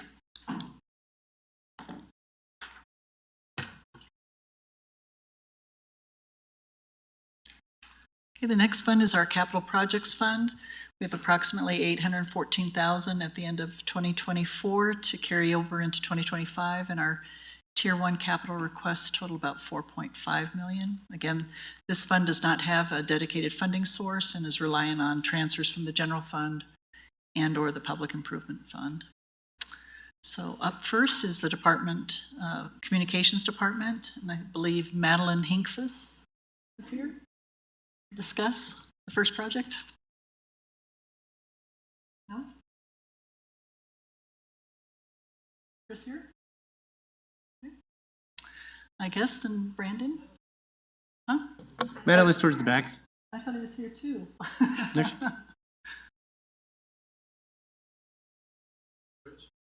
Neighborhood signs? I can answer a couple questions, but I was not prepared for this. Sorry. I'm sorry, I'm here for the Citizen of the Year later. But we are doing neighborhood signs, so it looks like we are budgeting $30,000 for that. And over the next 10 years, our goal is to get neighborhood signs installed in all 40 neighborhoods in Englewood. Right now, we have completed 4 neighborhoods. 2 have been completed this year, and we're doing 2 more this year also. So, any questions on that? Any questions from council? Go ahead, Member Wright. So, as previously on signage, so each sign is about $15,000, or is there multiple signs for the neighborhood when you come? Yeah, so each neighborhood costs about $10,000, and that includes 2 entrance signs and then 12 neighborhood topper signs. Okay, thank you. Any further questions? Budget advisory. Ms. Dirksen. How are you prioritizing signs? So the neighborhoods have to apply and fill out an application. And the first round, we prioritized 5 neighborhoods, and they're all in different council districts and in different areas of the city. All right. Sounds good. I don't see any further questions. Thank you, Ms. Hinkvis. Thank you. IT.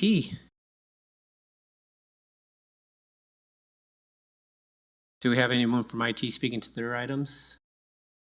Yeah, this is Joe there you go. Eisenberg. Hey, Joe. Good evening, council. I'm trying to put my camera on, but it's not letting me do that, so I hope that's okay. Hey, Joe, we can hear you now. Thank you. My name is Joe Eisenberg. I'm the IT director here at the city. The projects that we have in Tier 1 this year are programs as opposed to projects. So these are related to replacement of equipment and expansion of the IT infrastructure, as well as professional services as needed for installation of those items and configuration support. These projects do not include our annual maintenance on those. Annual maintenance on that equipment is paid for through our operating budget. In line 2 there, you'll see the audiovisual upgrades. This is, the audiovisual needs of the city are rapidly expanding, and as a result, we need to make sure that we are prepared to handle some of those things on an ongoing basis. We're working on a 5-year plan for that project, but for now we have identified some equipment in various meeting rooms that we need to be looking at, as well as some professional services to improve the functionality in the council chambers and the community rooms. Line 3, network development. That you'll notice a significant increase in this. This is a program we've had year over year. We do have a significant increase there for 2025 and 2026. These are related to some discovery that we did. Our new network engineer spent some time getting deep into the weeds with our network infrastructure and realized that there are some issues there, both in terms of configuration as well as some outdated equipment that's end of life that needs to be replaced. Line 4, patrol cars, the MDTs and patrol cars. We purchased these MDTs going on 4 years ago. They're due for replacement. The amount there, $375,000, is to replace all of those at one time. I think there's 32 of them, if I recall correctly. We could possibly phase those over 2 years, which would reduce that immediate impact. But the PD is looking at a different form factor, which would require different docking in the cars. And if they would choose to go that way, it would be their choice to do all at once, so that we didn't have issues with docks as it relates to the new devices. For line 5, PC replacement, that is to obviously replace our existing PCs. We have somewhere in the neighborhood of 600 of them out there, so it's our goal to replace a quarter of those every year, just to make sure that we don't extend past that 4-year life of the device. This makes it so that the devices are much more solid. They're dependable in that way, and if they get over that 4-year point, they start to be problematic. So we like to replace those every 4 years. And then the security cameras project is ongoing as well. You'll see a pretty significant increase in 2025. This is to increase our storage capabilities as well as add additional cameras in areas around facilities that we've recognized have a higher incident of crime that are not covered by existing cameras, as well as replacing some older cameras that are end of life as well. Thank you very much for that, Director. Any questions from council? Go ahead, Mr. Haggerty. Can I get a clarification of what an MDT is? It's it's an old term, actually. It's a mobile data terminal is what the original acronym was for. It's a fancy thing, a fancy way to say computer that's in the patrol car. All right. Any further questions? Come on down, Mr. Lesage.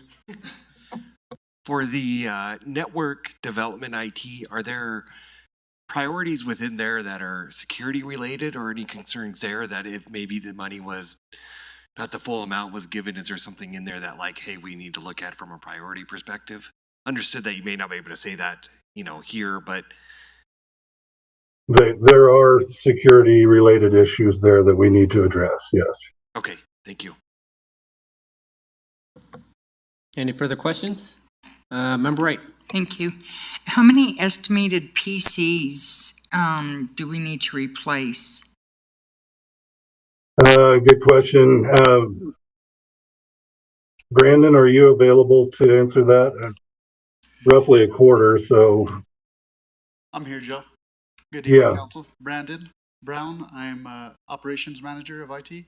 So roughly 600 is the total amount that we have in the city as a total. We're in a current upgrade program with the police station. So we'll have about 400 left to replace. This includes your guys' laptops as well. So they're all managed devices that we have in the city. Okay, so the 400 would include the PC and what's in the police vehicles also? The police vehicles are unique in that that's its own program. We had, at the time of that purchase, a computer was purchased for every police officer. And before it was just in the cars. So we had a really large budget to purchase for all police officers at the time. That's why it's so expensive to replace them all. Okay, and do we work through the same vendor with them and for both the PCs and the officers, what they need to get like special bulk pricing? That's a good question. With the police cars, we use a specific vendor because they're hard books or tough books. And we did go to 3 different vendors for this. GTAC happens to be the vendor that we use currently. They give us the best price at this moment. Okay, perfect. So, all right, thank you. Sure. Mr. Brown, actually, just a quick question. How many PCs are we replacing a year? In the city, yeah. So this budget has this current year, we still have budget. We haven't started, we just started replacing. It hasn't been looked at traditionally on an annual basis. We're trying to get to that point with the budget. So is that 125 line item 5, that would be for the city, correct? Yeah, this is city replaced computer. And line 4 is for the police department? Only, yeah. Okay. They're only separate because we had the initial purchase all together of the police department vehicles. And they're tough books, they're different. Okay, perfect. We use HPs just like you guys have. Sounds good, thank you. Member Wright, go ahead. And I have one more. So the audio visual upgrades, When did we install all of this within the city, the audio visual? I know it's not been that long ago. Yeah, this was refreshed in 2021 timeframe. So some enhancements to this include just betterment of, the operation of the meeting, but also included our other meeting rooms throughout the city. So not just this room, it's all inclusive for the city. So the stuff within the meeting rooms and stuff were not installed part of the package in 2021? Yeah, there was, this was included. There were a number of other meeting rooms that were included in that in the city as well, but there's still a ton that need upfitted that haven't been in a really long time. So most of the stuff in the Civic Center has been modernized in 2021. But yeah, we're looking at the city as a whole, so right, this is included in that price. Okay, perfect. That's what I needed. Thank you. You're welcome. Go ahead, Mr. Haggerty. Can Director Nolan maybe remind us, how much do we have for this budget? I mean, we have a request of 7 million, I think, but what's the total that we actually have to allocate for this? So between the two funds, the Public Improvement Fund and the Capital Projects Fund, that's where we have the $4.4 to $5 million plus the unassigned fund balance of an additional $5 million. That's what I was afraid you were going to say, that was the two together, but I was maybe hoping. Okay, thank you. All right, any further questions on the IT portion? No, Mr. Eisenbar, thank you very much. Thank you very much, Mr. Brown, for the clarity. Director. Thank you.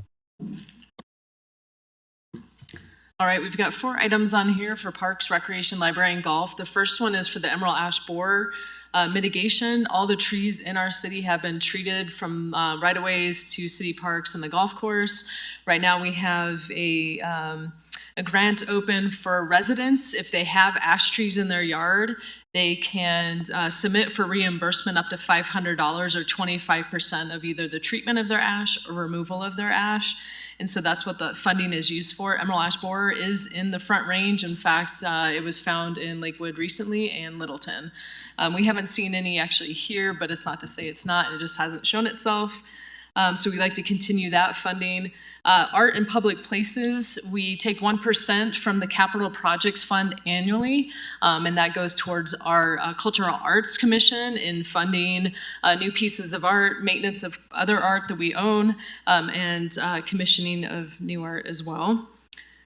And then the next 2 are for the library, and I do have the chair for the library board with us tonight. Marie is here if you have any questions, but last week the library board reviewed these 2 projects and unanimously passed these to move forward and put them on the capital list. So one is library furniture, $50,000 to refresh the furniture in both the library meeting rooms and throughout the library itself.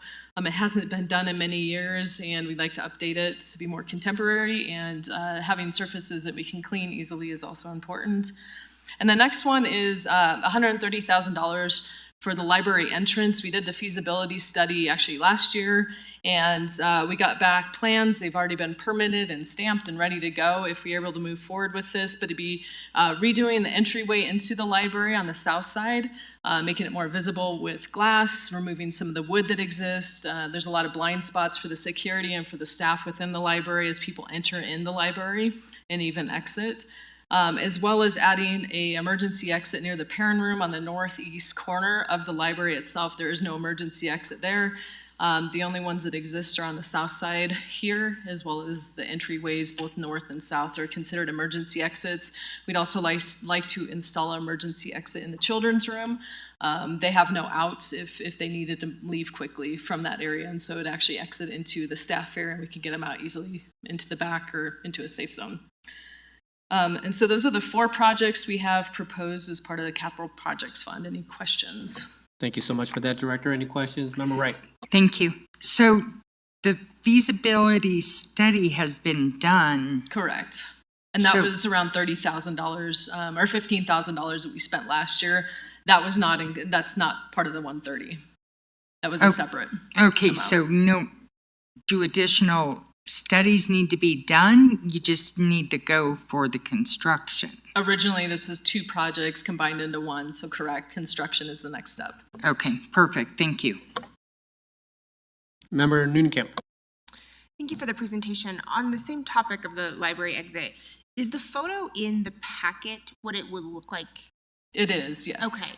I'm trying to picture what's different from it now. There's some glass around, but the doors would still be wood. Those could change to glass if we wanted to. The proposal was to use the existing doors as they do have glass in them. It is removing, there's 2 long wood pieces as you enter in. That's part of the blind spots for security, as well as there's kind of a little nook on the side. We've put art and different things in. That would be eliminated, and that would be all glass. So you can see all the way out into the parking garage. I see. So you're kind of moving everything forward a little bit. That makes sense. And I know, we've talked a lot about library exits, including a west exit. Is this, if we're going to do this, we're abandoning the west exit idea? The west exit, correct. So that would have been a new entryway into the library. We've talked about a lot of different options for the library. We'd like to keep the south parking garage exit as the main entry into the library. From a feasibility standpoint, it's much cheaper to do it that way, and we can do it faster. I think adding a different exit in was almost $250,000. It was reconfiguring a lot of the library. There's a lot of moving parts, and so from feasibility side, the south entrance is what we move forward with. Great, thank you. Member Prang? Thank you. Just a follow-up question to what Member Newnham was just asking about. So does the price in here for construction to do the single exit include signage and some of that might need to redirect traffic on where they can enter the library? Sure, it's not so much on the outside of the library, but it would include emergency exit signage, south entry signage. It just want to include the exterior of the building, getting people into the library. All right. I don't see any further questions. Thank you, Director. Thank you. Director Rochelle.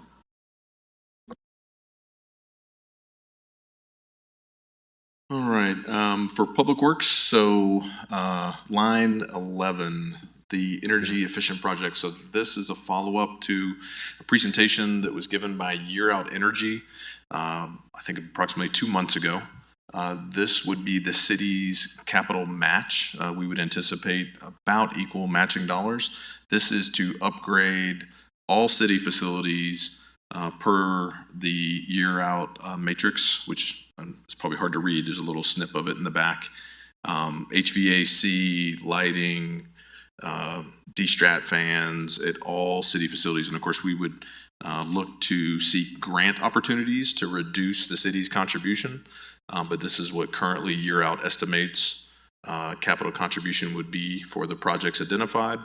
Now, they also anticipate conservatively $185,000 annually in energy savings coming back to the city with those projects.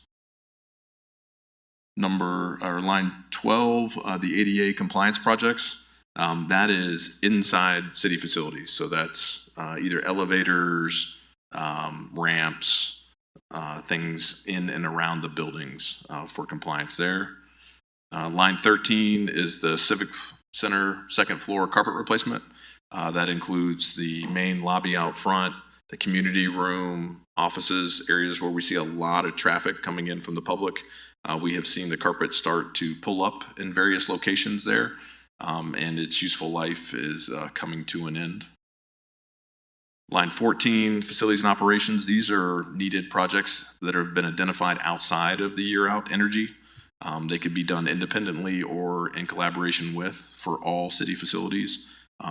Painting, some windows that may not qualify, interior replacements of lighting and electrical within the buildings.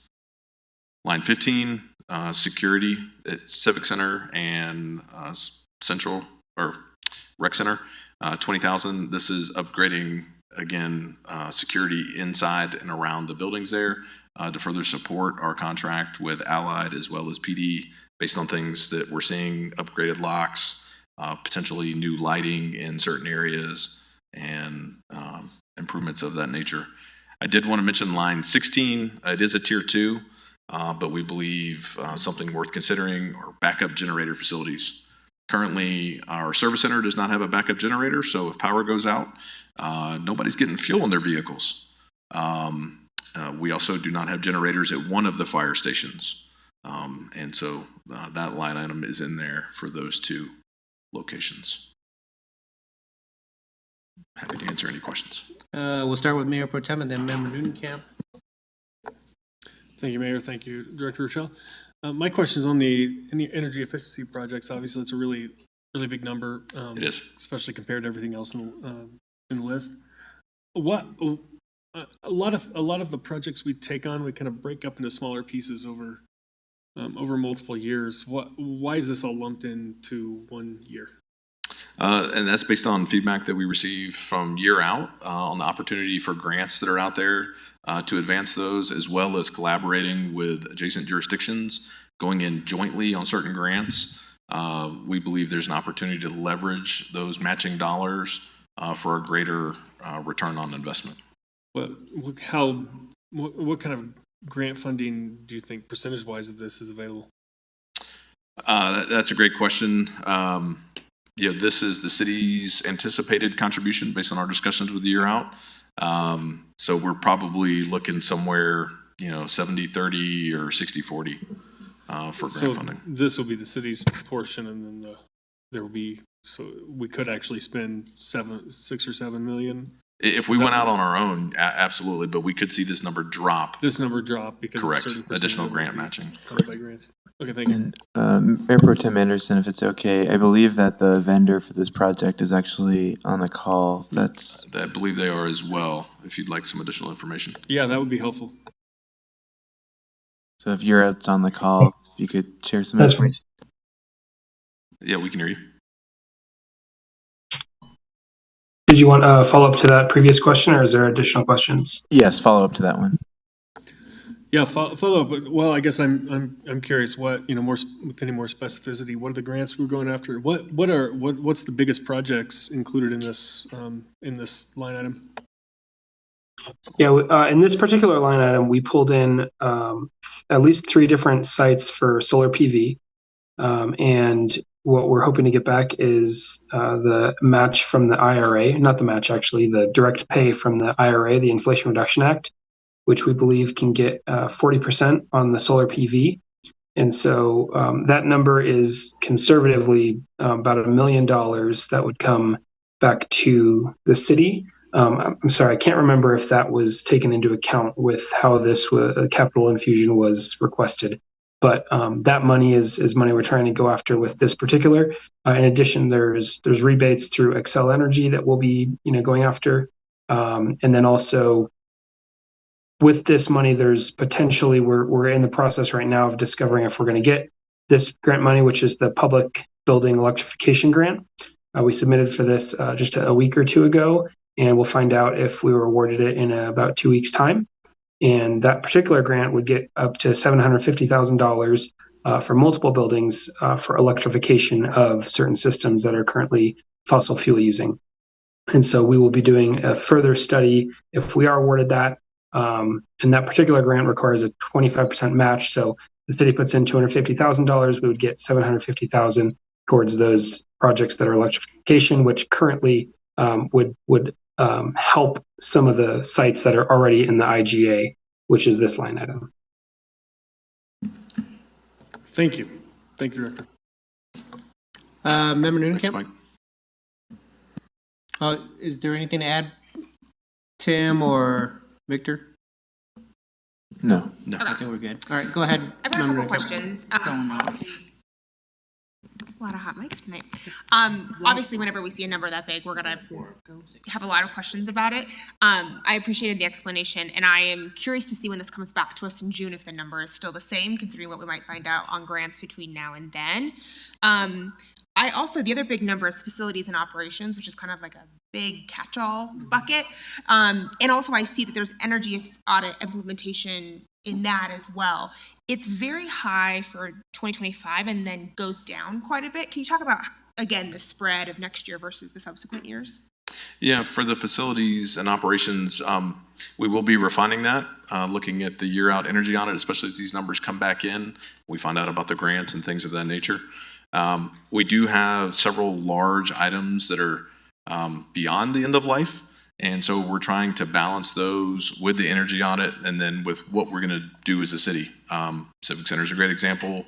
Earlier, there was some discussion about the golf club house over there, what's going to happen there?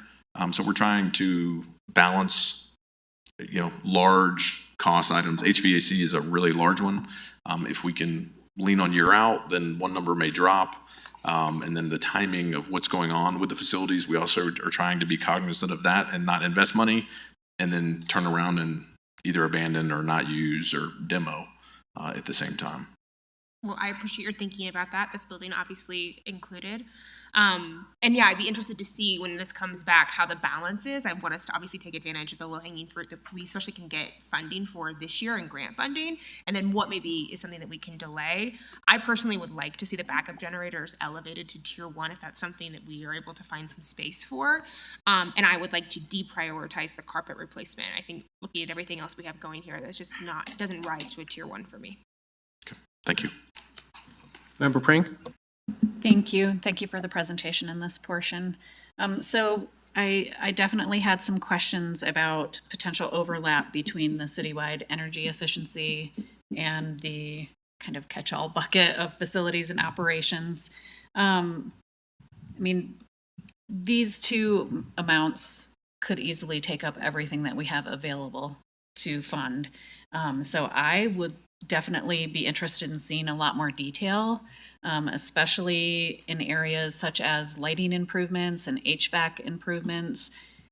You know, if we're doing one of these areas, so say we're doing the energy efficient projects and we're leveraging grants, monies, et cetera, which I get and appreciate, could it potentially bring down the cost? Like, I would like to see a breakdown of these two areas, specific, you know, a lot more specifics of what each amount would cover and potential reduction of maybe the facilities and operations area if we're doing the improvements in the energy efficiency project. Understood. And you're absolutely right. Yeah, there certainly could be some overlap there. And if one goes, the other would drop. So we can put that together. Absolutely. Okay, thank you. Member Wright? Thank you.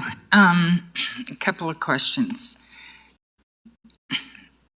The generators are a big concern for me. The last couple, 2 storms ago, I know of a resident that lost their power for over 36 hours. If the service center were to do that, would our city vehicles, including the police and fire department, be able to fuel the vehicles that service the city would be the first big question I have, or even our plows. So that's question number 1. And then if we have a fire station that doesn't have a generator, you know, would they be able to get the calls and the information needed? So I agree with Member Neunenkamp that that is a higher priority to me. I would agree that if we need to lower the priority of carpet in order to get that, I understand. One of my concerns is that I believe it was you, Director, that was here a week ago discussing 2 grants that were applied for that weren't received, and it's difficult to, we cannot assume that we're going to get grants as much as we would like to. It's a big competitive pool. We have thousands of cities across the nation that we're competing against. This city is phenomenal at writing grants and getting them, and you've shown that over and over again. One of the other questions I had is the $20,000 in security. Is that overtime? Is that additional security for outside of normal business hours? What is that additional $20,000? That's more for equipment, and I'll call it hardening the facility and making security improvements. Our security is currently run through, for the Civic Center, through the Allied contract, which is independent of that line item. Okay, so it's out. Extra line item type of things. Yeah, locks, additional lighting, addressing some of the things that were identified in the PD study with that environmental design. Okay. Thank you. Everyone spent a lot of time up here, and I know there's some more, so I appreciate everything. Absolutely. Member Ward?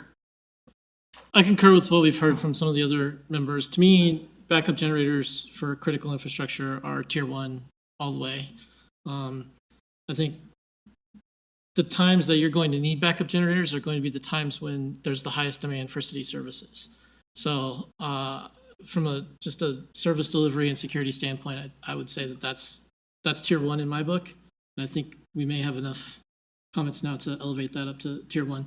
The other thing that causes me a little bit of heartburn is the energy efficiency, not just because of the price tag, but when I look at the price tag and I look at the estimated cost savings, this is a 20-year payoff. And we're talking about making 20-year payoff improvements to facilities that may or may not actually be here in 20 years.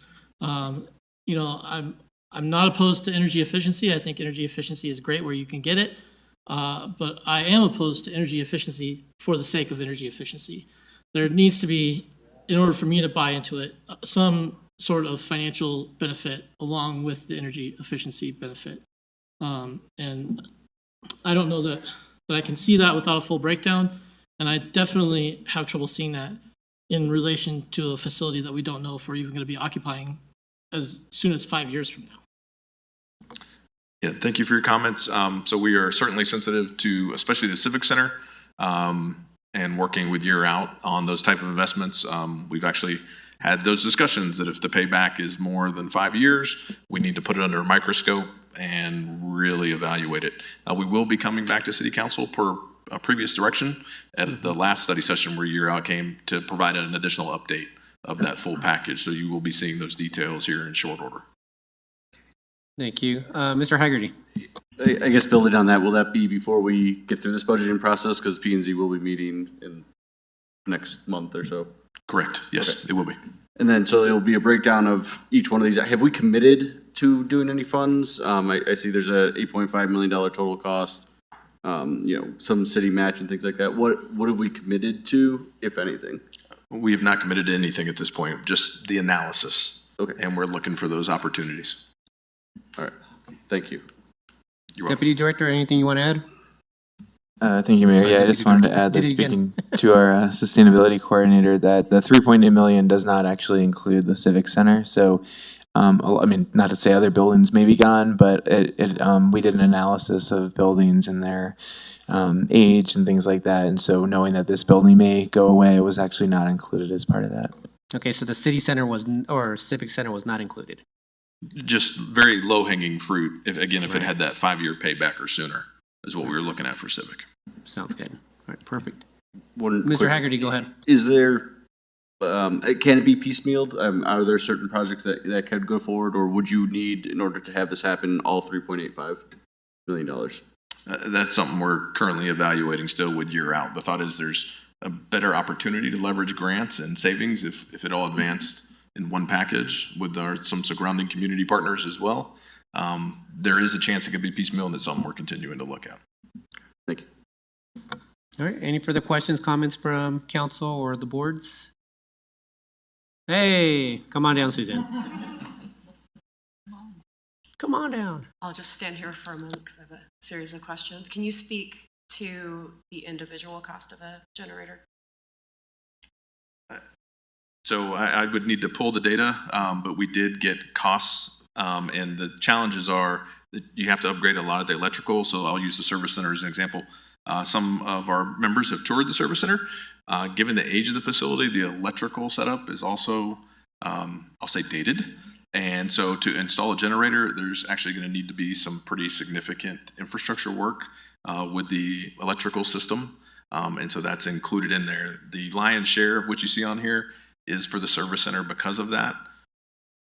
Well, I guess that answers my second question. So service center, fire department, or a fire station, any other sites that might need a backup generator? So depending on how the funding goes, the Civic Center is what we call more of a bare bones. So we have or life support, however you want to call it. Emergency lights will come on, some things will work. We're looking to revamp that a little bit and coordinate with IT to make sure there's support there. And then we're also looking at the rec center, which does not have a backup. So there could be an option there to look at something like portable generators to have on standby when we go down, again, just to bring it back up for kind of that life support until the power comes back on. So right now, the focus really is the service center and the fire station, and then depending on how those go, we could look at additional locations. You have 2 budget advisory committee members who agree with members of council that we'd like to see that escalated to tier 1, drop carpet down to tier 2. Got it. Thank you. Sounds good. Go ahead, Mr. Haggerty. Yeah, and I guess building on that, also for the facilities and operation, if we get a little more breakdown on what those projects are. It has example projects in there, potential, but if we could understand what that $2 million would be allocated for, would be great. Will do. Thank you. And Member Ward. You brought up something that is slightly alarming to me about this facility and the ability to have backup power. We have a number of IT assets in this facility. I would be interested in knowing how long we can survive a power outage and still be managing all of our infrastructure citywide. I know the police department is on its own system, but like the security infrastructure is connected in some ways, and that's a more complicated question than this budget process is. Sure. But it's something that I would like to consider in future years from a reliability of service standpoint. I think it's a little alarming to me that we might not be able to survive an extended power outage in this facility. Well, and just so you're aware, and IT might be able to speak to it a little better, we're also collaborating with IT on the infrastructure of the IT network for additional redundancy outside of this building. Yeah, and part of our network cost would be a redundant site at the police department to run all of our, prio, everything that we have, our virtual networks, everything like that, so. Outstanding. I appreciate that. That makes me feel much better. Thank you. All right. Any further questions? All right. Thank you very much, Director. And Ms. Null, I think we got a few more items before. We do, and it's the Victor Rochelle show. Yeah, I was going to say, he's coming back, yeah. I'm not sure why you sat down. So we just have the Concrete Utility Enterprise Fund and the 2 remaining internal service funds, the Service Center Fund and Capital Equipment Replacement Fund, that Victor will discuss the projects. Thank you. So this is really just the fund balances that you have up here. So unaudited 2024, a little over 2 million. Our budgeted sources and our use of sources almost zero out. And then we anticipate at the end of 2024 coming in or just a little over 2.1. Some of this will depend on the condition of the concrete that we find out there. So that's going to vary a little bit.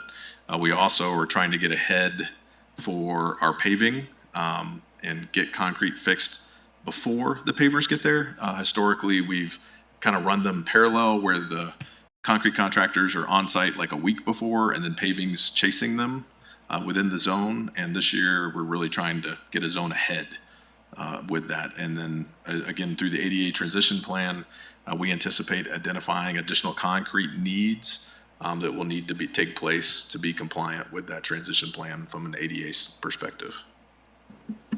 Any questions on concrete utility? Mr. Haggerty. We have concrete and sidewalks and ADA and a lot of other places as well. And it seems like we actually have a excess fund here. Is there a reason why we wouldn't maybe beef these up a little bit and take them away from other places where we're pulling money? This is an enterprise fund, so the funds stay within there. So we would just need to look for expansion of the program. So am I correct that we have about a $2 million surplus right now and we're only asking for $1 million worth of work? So we could theoretically ask for more money in this program and maybe reduce it in the other programs? It would need to stay within the concrete program, so we wouldn't be able to reduce other programs. No, but like, so the other concrete repairs that we're talking about in the other programs? Like sidewalk improvements or that type of thing? Or? Right, yeah. We could, but this is depending on the zone too. So some zones are larger than other zones. A good example up on the hill, we anticipate more concrete repair in that area due to the nature of the land uses. We have heavy trucks. We have a sidewalk that gets crushed regularly as well as curb and gutter. And so when we get to those zones, the fund balance tends to drop. So it's kind of an average as we go zone by zone and do those concrete repairs. So this year, while we're appear to be flush at the moment, depending on what zone we move into next year, that could zero out very quickly. Okay, I'll think about that. Thank you. Any further questions on concrete utility? Don't see any. All right, Victor, next one. This is just a breakdown real quick of the tier one for concrete utility 2025. We anticipate 200,000 for curb and gutter and 800,000 for sidewalk repair by area. And then you can see the requests go out to 2028. Actually, do you mind going back to the previous slide, Victor? How much are we taking in each year on the concrete utility fund? Well, I might need Sam to, oh, there it goes. So was it? So 1.1. Okay. All right. All right. I think we're good. Next fund. Next fund is the Service Center Fund. And the main source of funding here are department chargebacks. So this is our garage. We service police vehicles. We service SBR vehicles, Parks and Rec, all city vehicles, including Sheridan. We service some of their vehicles and Cherry Hills Village. So unedited, audited balance in 2024, just a hair under 400,000. We are budgeting 2.6, using 2.5, and have an estimated balance of 405 at the end of the year.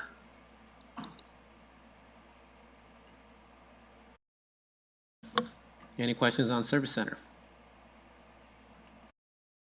Don't see any questions. All right. In the future, is there a way to get a breakdown how much Sheridan and you said Cherry Hills Village Yes. pays the city for servicing their vehicles? We can give you a breakdown annually, quarterly. It would depend on the service interval. And of course, you got emergency repairs. I would say during the winter, we see a lot of their large vehicles come in, snow plows, things like that, that need to be serviced because they're being utilized more. In the summer, it's more what they call yellow iron, like front end loaders or graders, things of that nature. And then, of course, police vehicles are all the time. I'd just be curious on how much income we're making from, or if we're just breaking even from helping out. And we do have IGAs with both organizations, and they auto-renew. I think there's one more year, and then they're up for negotiation. Oh, that's good to know. Yes. Thank you. All right. Next fund.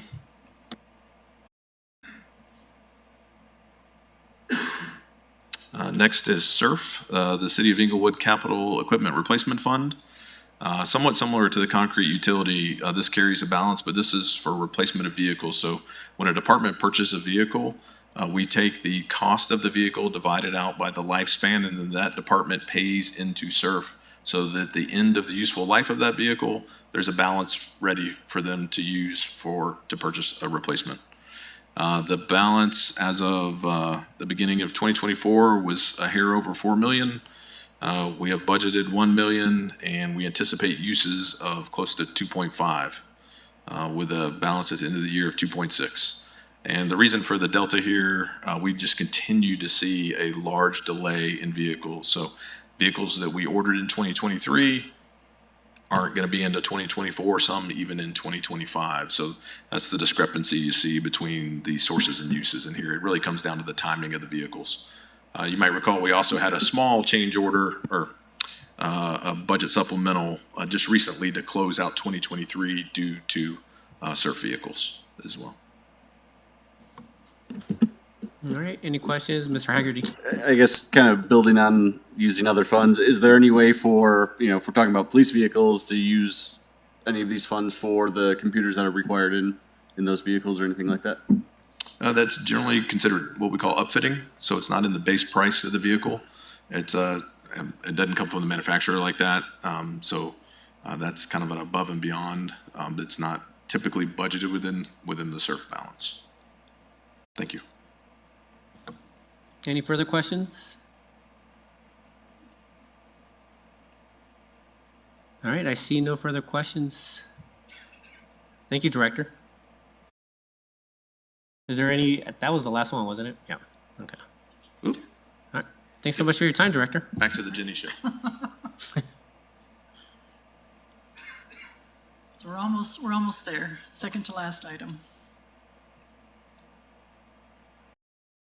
So I'm going to be sending out tomorrow an Excel workbook to City Council, Planning and Zoning Commission, as well as the Budget Advisory Committee.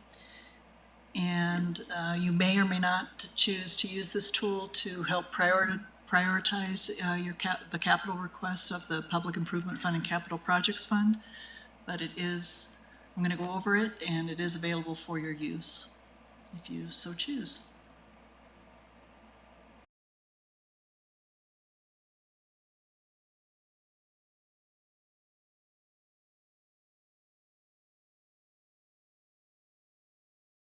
So the three main tabs in the workbook.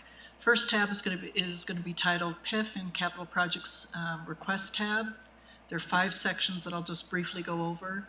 First section will just give you the general information about the project, whether it's a Tier 1, Tier 2, whether it's a program or project, the name of the program or project. The second section, as we move across, will provide you the 2024 budget that's associated to the program or project. And I think we're ready, almost. Perfect. Thank you. Now, can I use this? And then, oh, okay. Thank you, Sam. All right, so we're on the very first tab of the workbook.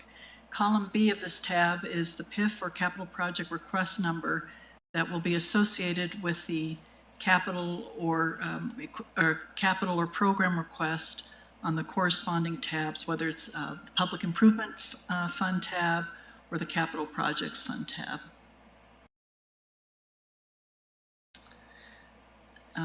Section 1 just gives you general program and project information, the fund, the department, the title. As you scroll across, whether it's a program or project, priority.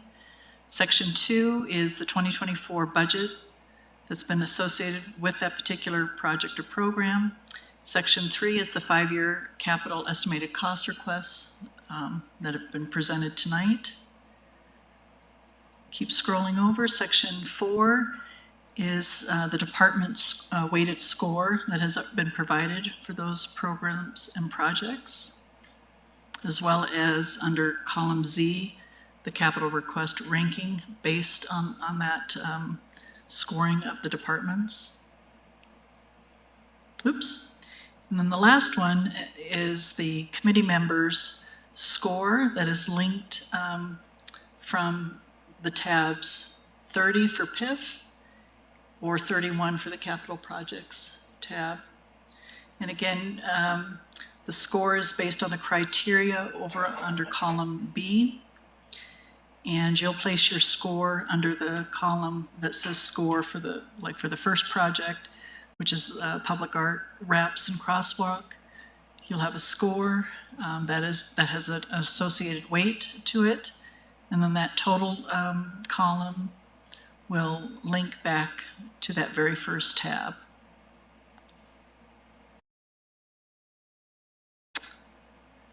I will be more than happy to help the recording secretary or the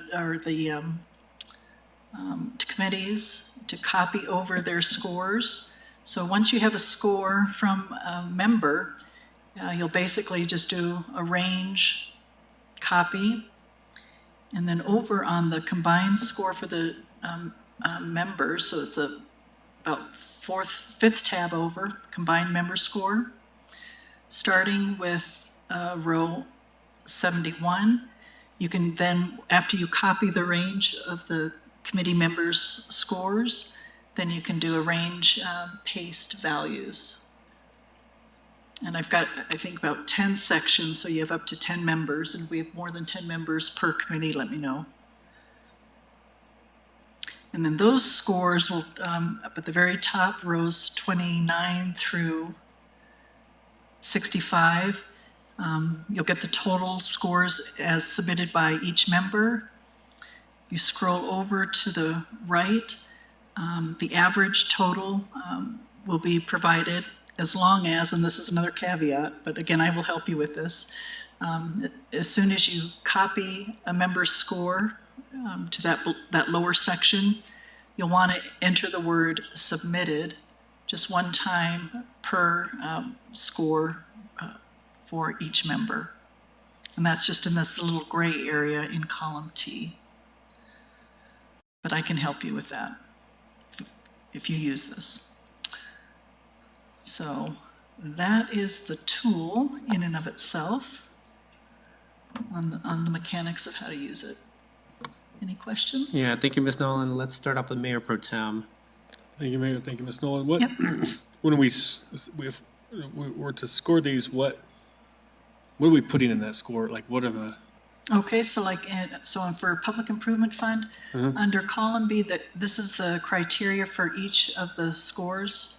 Okay. So under the very first question, the department ranking, whatever the department entered as their score, if they entered it at tier 1, you'd give it a score of 3. Okay. The second question is infrastructure related. If you feel, based on the presentation tonight and the project sheets, description as well as justification, you may, regardless of how the department scored, you might say it needs immediate replacement, or it could be deferred. So that's where you're able to enter in your So scores. we just take those scores from the left and move them over to. Correct. As we assess those each. Yes. Okay, thank you. That's helpful. You're welcome. Member Noonan-Camp? I have 2 questions.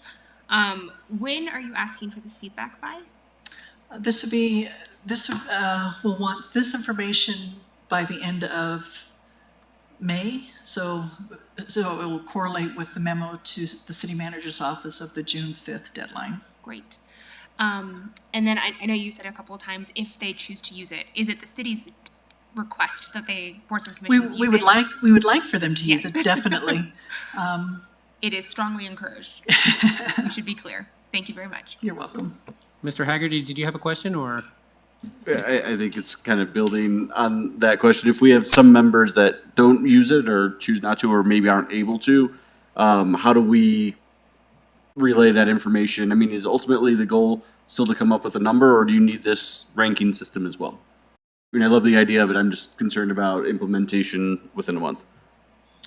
I think in your memo, you could probably indicate how many people scored versus those who did not, however they spoke into the process. And you all were able to come up with a consensus for your overall recommendation. And so I guess, will this become some sort of a record that we will be turning in, or is this just for use to support the budgetary numbers that are provided? I think it's your choice. You may, and even city council, if they'd like to see the scores. I don't know if we've come to that determination for this year, if they want to actually see the scores of the various committees. I'm not sure. I believe if we're asking for this information, I think we talked about it in the past. We would like to see that data in order to make that recommendation. Okay. Throughout the budget process. So. Thank you for that direction. Go ahead, Member Noonan-Camp. I was just going to weigh in here too, since we have members of boards and commissions here. The reason we've moved to a scoring process is actually also from a lot of the feedback that we've gotten from boards and commissions over the years around how can we have a process that captures in kind of a metric-driven way and a data-driven way all the different considerations that we have to take into account when we're making these decisions. And this is a great opportunity for us to see, here are the scores from P&Z versus BAC versus staff versus council. And so I think the scores will be quite helpful. And whether you sit down and do them together at your meeting or whether you do them individually, this is your main opportunity to provide us this input. And then I will be reviewing them. I can speak for myself, and I'm sure other members of council will as well. So that's the why behind it. It's a bit cumbersome. It's a very intense spreadsheet, but anything we can do to at least maybe work with staff and get the numbers in, and maybe they can help do the calculation. Member Haggerty? Yeah, I agree. I think the benefit of it is there, and we've been talking about how do we do this for a while. I guess I will make a request to at least the P&Z team that we come prepared with these numbers to the best possible. So go through the spreadsheet when you get it. If you aren't able to do it, Ms. Nolan, Director Nolan has offered assistance to go through that. So if we could all to be as efficient as possible when we get into these meetings of trying to figure out what these budgets are and trying to knock down these numbers. It'd be great to have that scoring ahead would be my request of at least the P&Z. Thank you. Thank you, Mr. Haggerty. Member Russell, I thought I saw. Suzanne is raising her hand. Ms. Dirksen. Ms. Dirksen. No, go ahead. Thank you. Is there a function in the spreadsheet, or is there a way to communicate if we choose to support a portion of the funding that's requested? We were able to do that last year. So if there's a line item where $60,000 is requested, but we're advising only $45,000, how can we communicate that? Let me add another column. You're welcome. The question, as I understood it, is in the event that you'd like to fund a different amount than what is proposed, we'll just add another column so that you can see what the original request is versus what you're proposing to fund. You're welcome. Member Russell. I would just like to say that I haven't really looked at this. This may come out just perfect, and the fact that it's cumbersome. But I don't want it to influence the direction that either Planning and Zoning or the Budget Advisory Committee would recommend to us if they didn't use this tool. Because all of these numbers are really put in by city staff. And so I just think that you need to look at it both ways. That's all I'm saying. If it works out, if it comes out like the committee would have recommended, then I agree with that. But if it doesn't, then I might have a problem with it. Thank you. Member Ward. I think I understand what Member Russell's getting at. I might word it a little bit differently and provide the opportunity for a little more open feedback as well. Like if you have concerns about a program or you want to cut it or you want to leave it off, the why is an important part of that discussion for us as well. So I don't know that we need to add another column, but as the committees go through their discussions, giving us a little bit of the why, a little bit of the color. The scores are helpful because they're a very objective way of prioritizing things, but there is some intangible as far as how we spend our money here as well. That's helpful to capture, particularly when we're getting feedback from our citizens. Ms. Hupka. Yeah, I kind of get where I agree with all the council members who just spoke here. Here's the thing that I kind of find difficult in scoring is one of the capital project that's just an overall general upgrade of, and then it names 7 or 8 facilities in one line item. Now, I would say that the fire station is a very important part of $2.8 million, but that the Malley Rec Center is less important.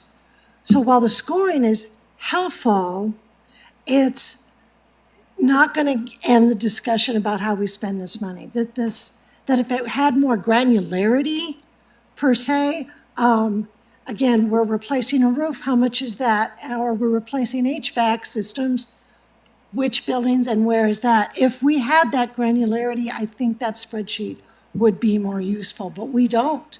We're just saying, Public Works, that's important. Yes. How can you, that's not really a grade, I don't think. What you made is very good. I'm just saying that for it to really be useful, it needs more granularity in the budget numbers. Member Wright. Thank you for that feedback. I agree.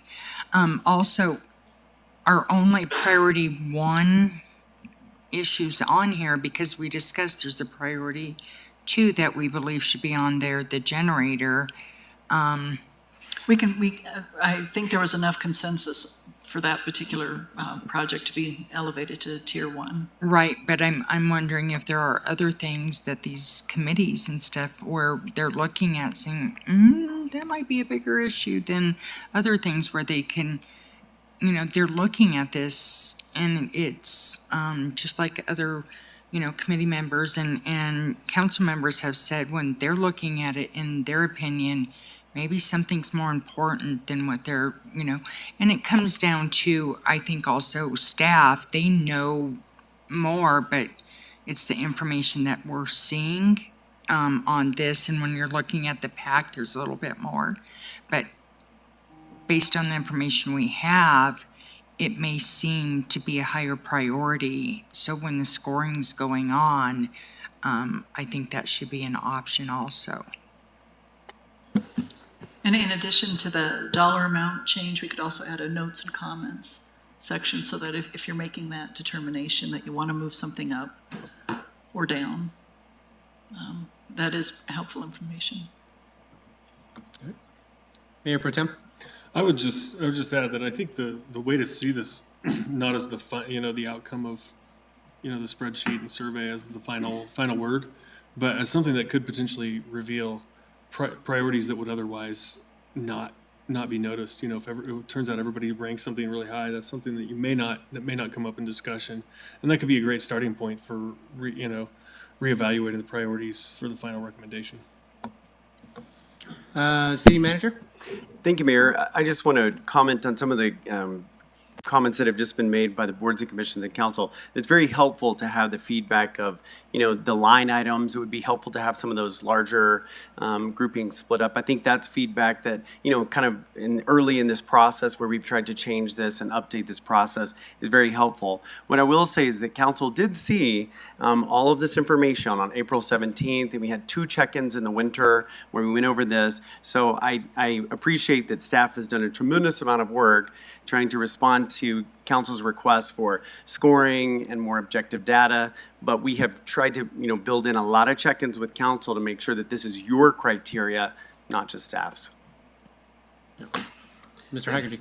And I also want to say, we trust our staff. You guys, if we could fund all of it, we would, right? But how do we get from $15 million to 10 or whatever that number ends up being is a difficult process for us, then eventually council that they have to, undertake. So I would love to fund all of it. I wish I could. And so hopefully we can get to a good point with the scoring to maybe find some things that may have been hidden and then come up with these final numbers. So we do appreciate all the work that everyone's put in.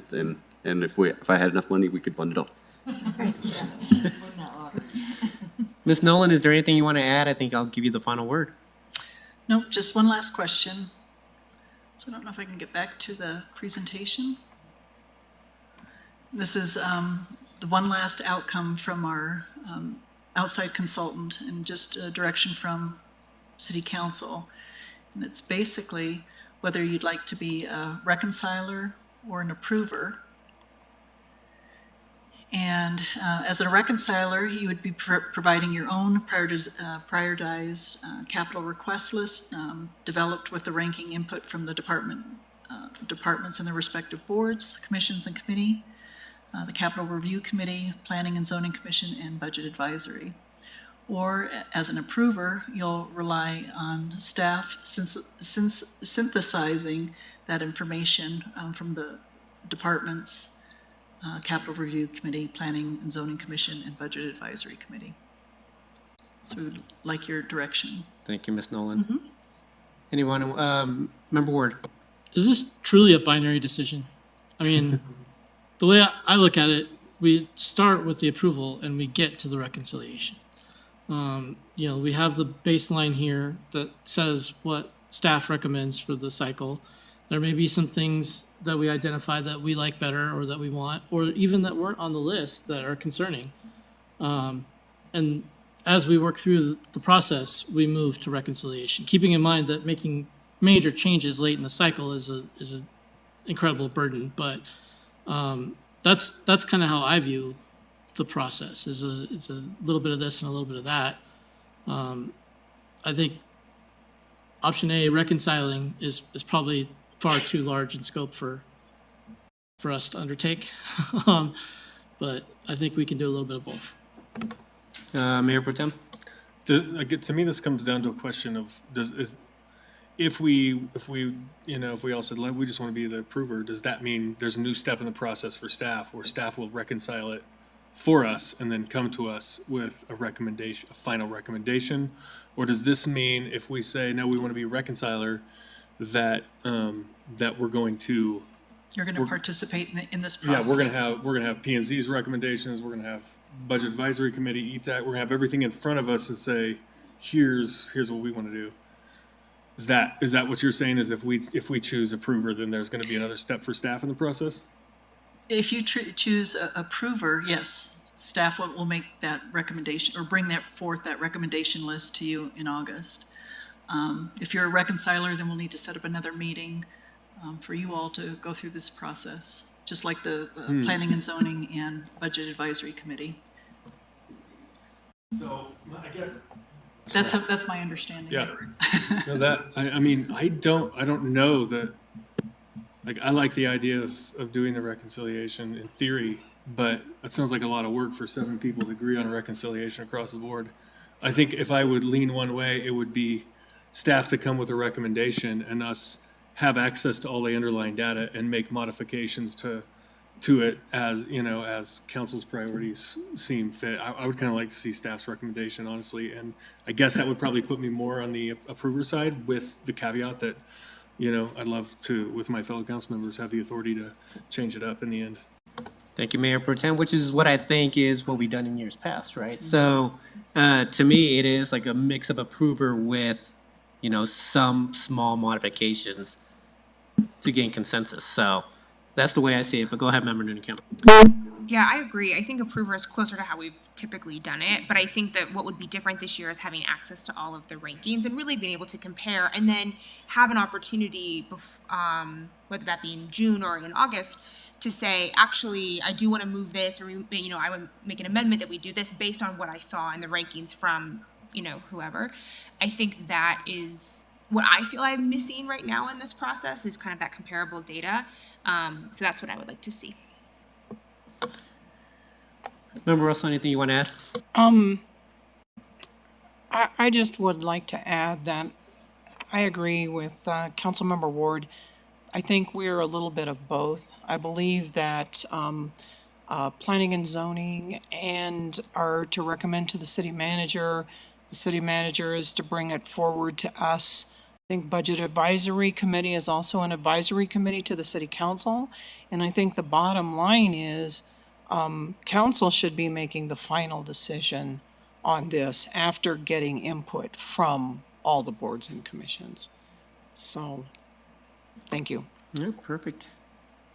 All right, anything else? Member Prang? I guess I'll just weigh in that I agree with the comments that Member Russell just made, similar to what Member Ward offered. I think it's a function of both, and as long as prior to final approval, we have that opportunity to request changes based on feedback, then I'm fine with more of an approver status, but also believe that we have some reconciliation responsibility. All right, perfect. All right, anything else? I don't see any further questions. So thank you very much to staff for all the work that went into this. Thank you very much for the spreadsheet. Thank you very much to members of P&Z and the Budget Advisory Committee for spending the night with us. With that, everyone, we will take a 10-minute break. If we could be back at 9:18 to continue the rest of the agenda. Thank you.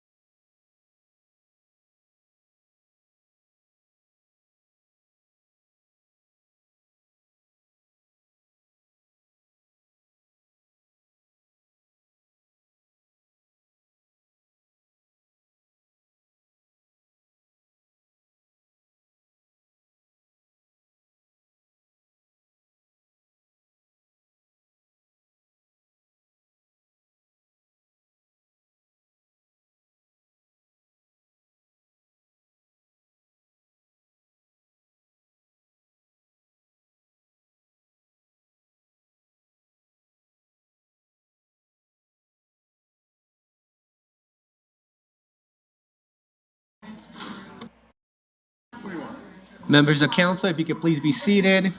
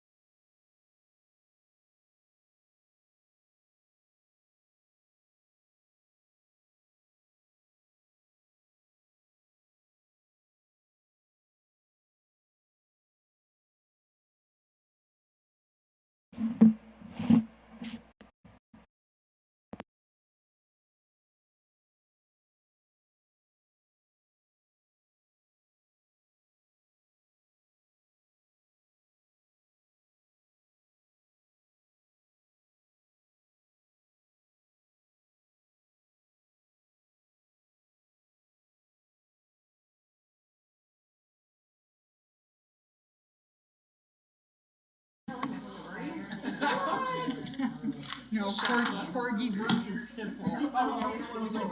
We lost our Pitbull, and I said I want a new one. They got me a Corgi. All right, everyone, we are now back. Mr. Engels, you are back to present on the monthly financial report. I believe this is for the month of March. Yes, it is. Thank you, Mayor and Council. Kevin Engels, Director of Finance. We're going to be reviewing the March 2024 General Fund report today. We'll start with the revenues. For year-to-date, we are at 23.3% of the budget. That compares to 24% last year, so just about flat there.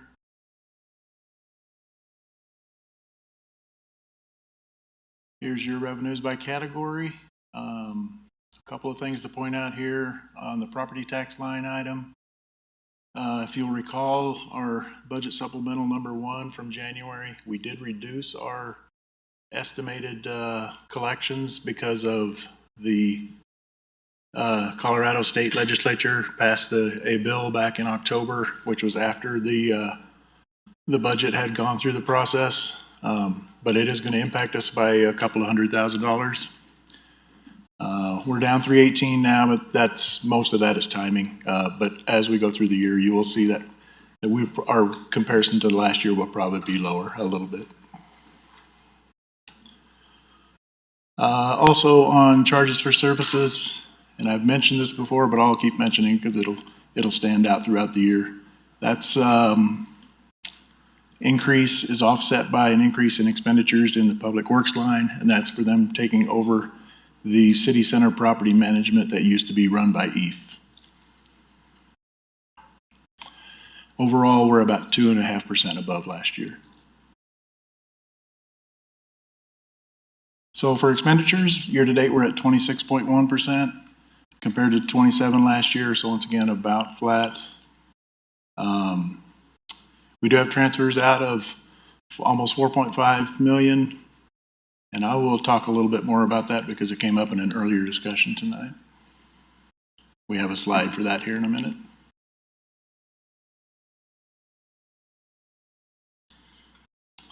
Maybe. Here we go. Okay, so here we have our expenditures by department. The only one real item of note is once again the public works. Most of that $408,000 is related to the city center property management. The costs that were offset by that revenue we saw 2 slides ago. Up about 10% versus last year.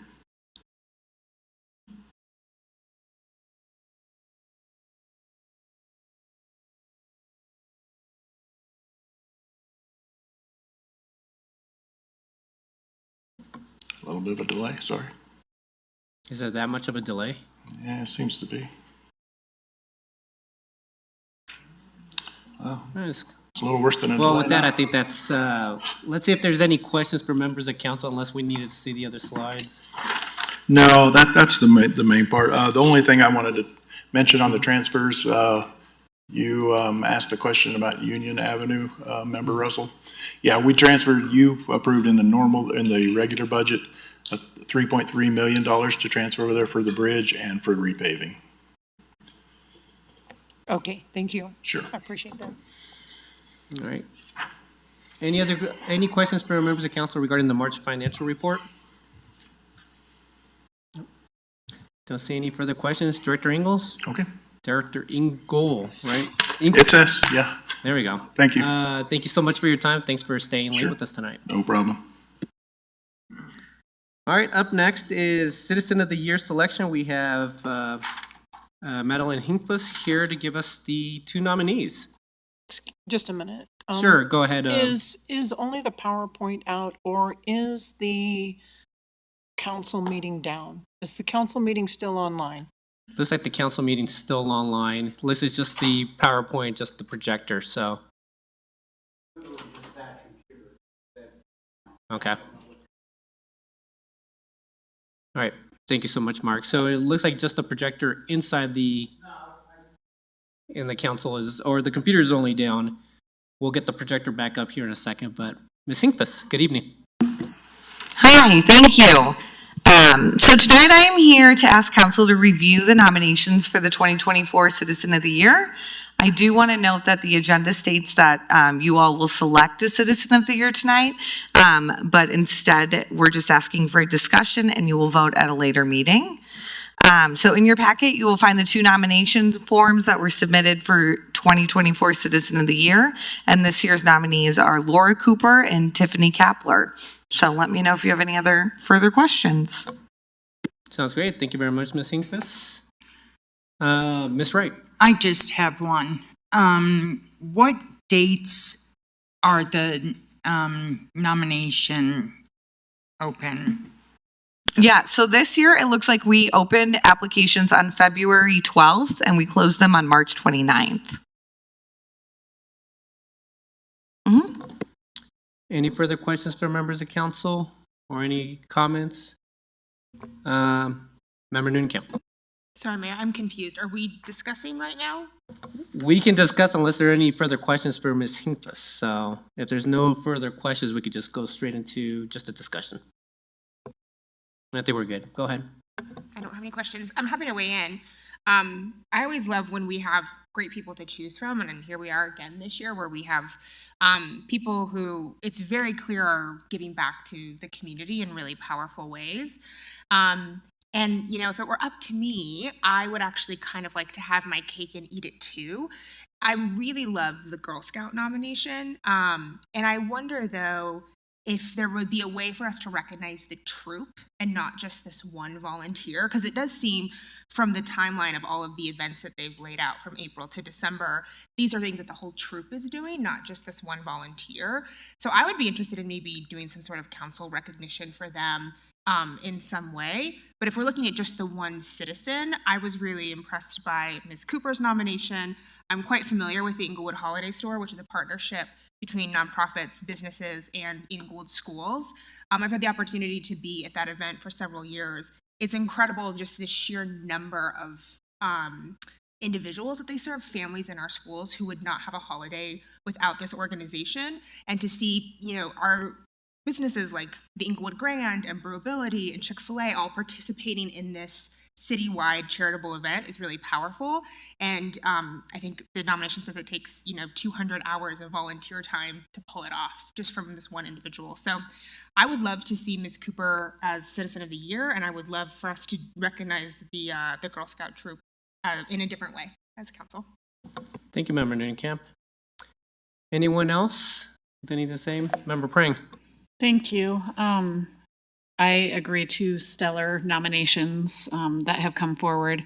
I know the Bishop community is just ever grateful for the holiday store and the schools in general. That's such a great asset to our community to have members of the community step up and give so much time and care to our school families.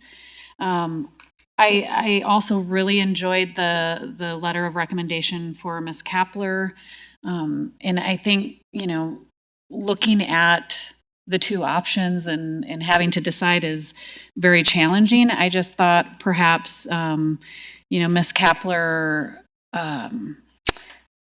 the impacts of the troop itself in and all of that, what it supports is a little further reaching than just one particular area within the city. So that kind of distinguished between the two of them for me. So I'd be more in support of supporting Ms. Kapler's nomination.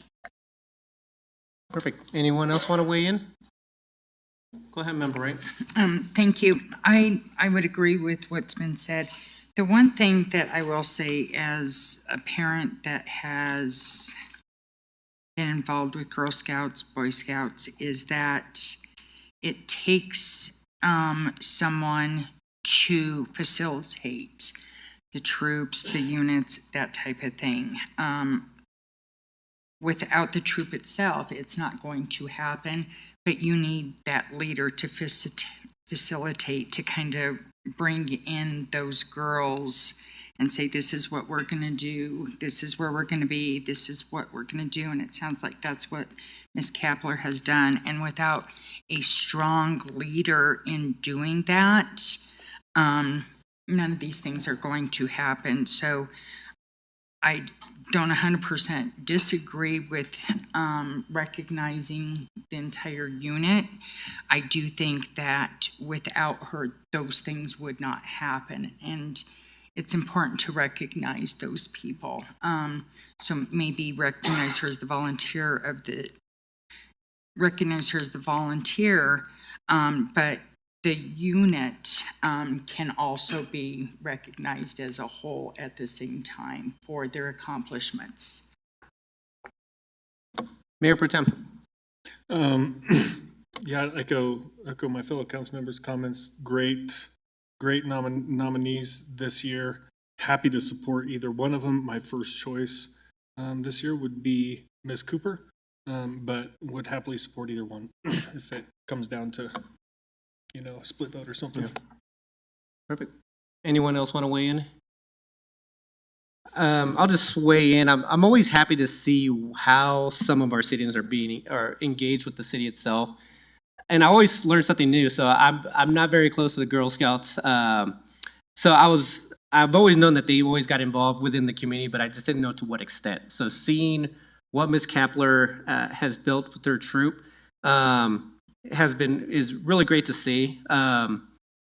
And just seeing the impact that Ms. Cooper has been making as well as part of the holiday store and just some of the other things that she's been doing, it's really refreshing to see how people get engaged with the city. So, and with that, I think my preference would lean towards Ms. Cooper, but obviously there are no losers here. I love what Ms. Kapler is doing within the city itself as well. So, Member Ward.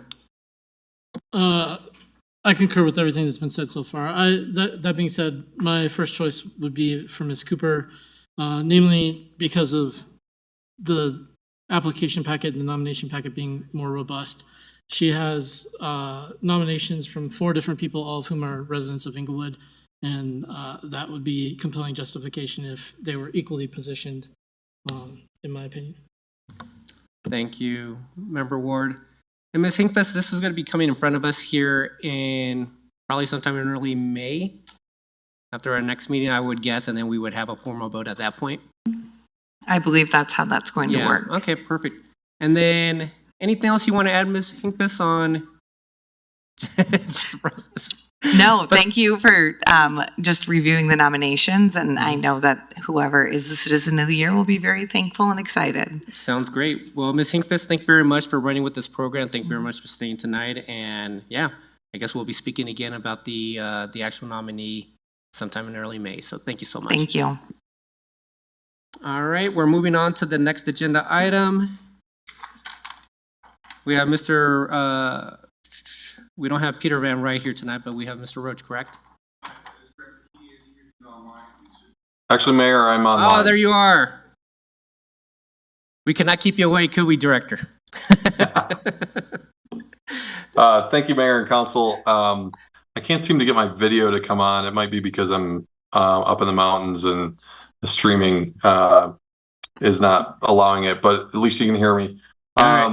We're here tonight to present the second reading for the ordinance for the drinking water revolving fund loan agreements that we presented last week. in the room with you tonight in case something went awry from a technical perspective are Josh Roach, Deputy Director in Utilities, as well as Steve Price, who's our Program Manager with Hazen and Sawyer. So if there's a question that I can't quite get to, they're there to help. It's the same presentation in the packet as last week.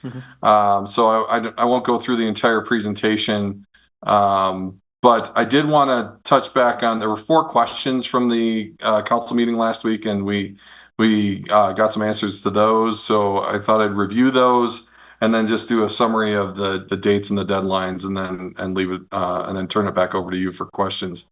So the first question was, can we refinance this loan later? And the answer to that is yes, generally, but not for the first 10 years, as there's a 10-year call. However, depending on what interest rates are, we could always look at that if they go down a lot and we see that there is actually a savings. So we could potentially refund it at a future date if that makes sense. Second question was, can the general public buy these bonds like muni bonds? And what generally happens is the bonds sell to one bank, and then they sell them out to mutual funds and insurance companies, but not to the general public directly. So it's indirectly to the general public in the sense that if you're part of a mutual fund or an insurance company, that you're participating through that fund. However, the days of retail investor period, those don't exist for this. So it's not something where retail investor could directly access them. The third question was the direct loan interest amount known because this loan is closed. We'll know the interest rate at the date of the closing, which gets to the fourth question, which was what was the date we would know, and that's May 8th, which is the date the bonds will be issued. So I think those are the 4 questions. And just as a summary of the dates that we're looking at here, the next critical date for the Colorado Water Resources and Power Development Authority is to post the preliminary official statement on April 30th, 2024. The competitive sale of the bonds will be May 8th of 2024, and the loans are scheduled to close on May 23rd, 2024. With that, I will turn it over back to you, Mayor. Thank you very much, Director, for the information. Any questions for members of council? I don't see any questions, and so with that, can I get a motion to approve? What are we calling this? 9A? 9A. I move to approve 9A. Thank you, Mayor Pro Tem. Could I get a second? Second. Thank you, Member Noonenkamp. Any further comments? Seeing none, can we please vote? Mayor Pro Tem Anderson. Aye. Member Noonenkamp. Aye. Member Prang. Aye. Member Russell. Aye. Member Ward. Aye. Member Wright. Aye. Mayor Sierra. Aye. Let the record show 7 ayes. All right. Well, Director, thank you very much for calling in. Thank you very much, Mr. Roach and Mr. Price as well. All right. And we're now moving on to agenda item 10, reports from boards and commissions from the council liaisons. Anyone want to chime in? All right. Don't have any. Oh, Member Noonenkamp, go ahead. The Public Library Board met this last week. As you heard earlier tonight, they voted to approve the CIP requests for the public library. They also have some events coming up this year. They're doing an author event where they're bringing authors of different books who are local to Colorado come in to speak to people in the community. That will be happening later this year. But this Saturday from 10 to 4, the library is doing a book sale in the north foyer of the library, so the area where we normally have closed off. It's $10 for everything you can fit in a bag.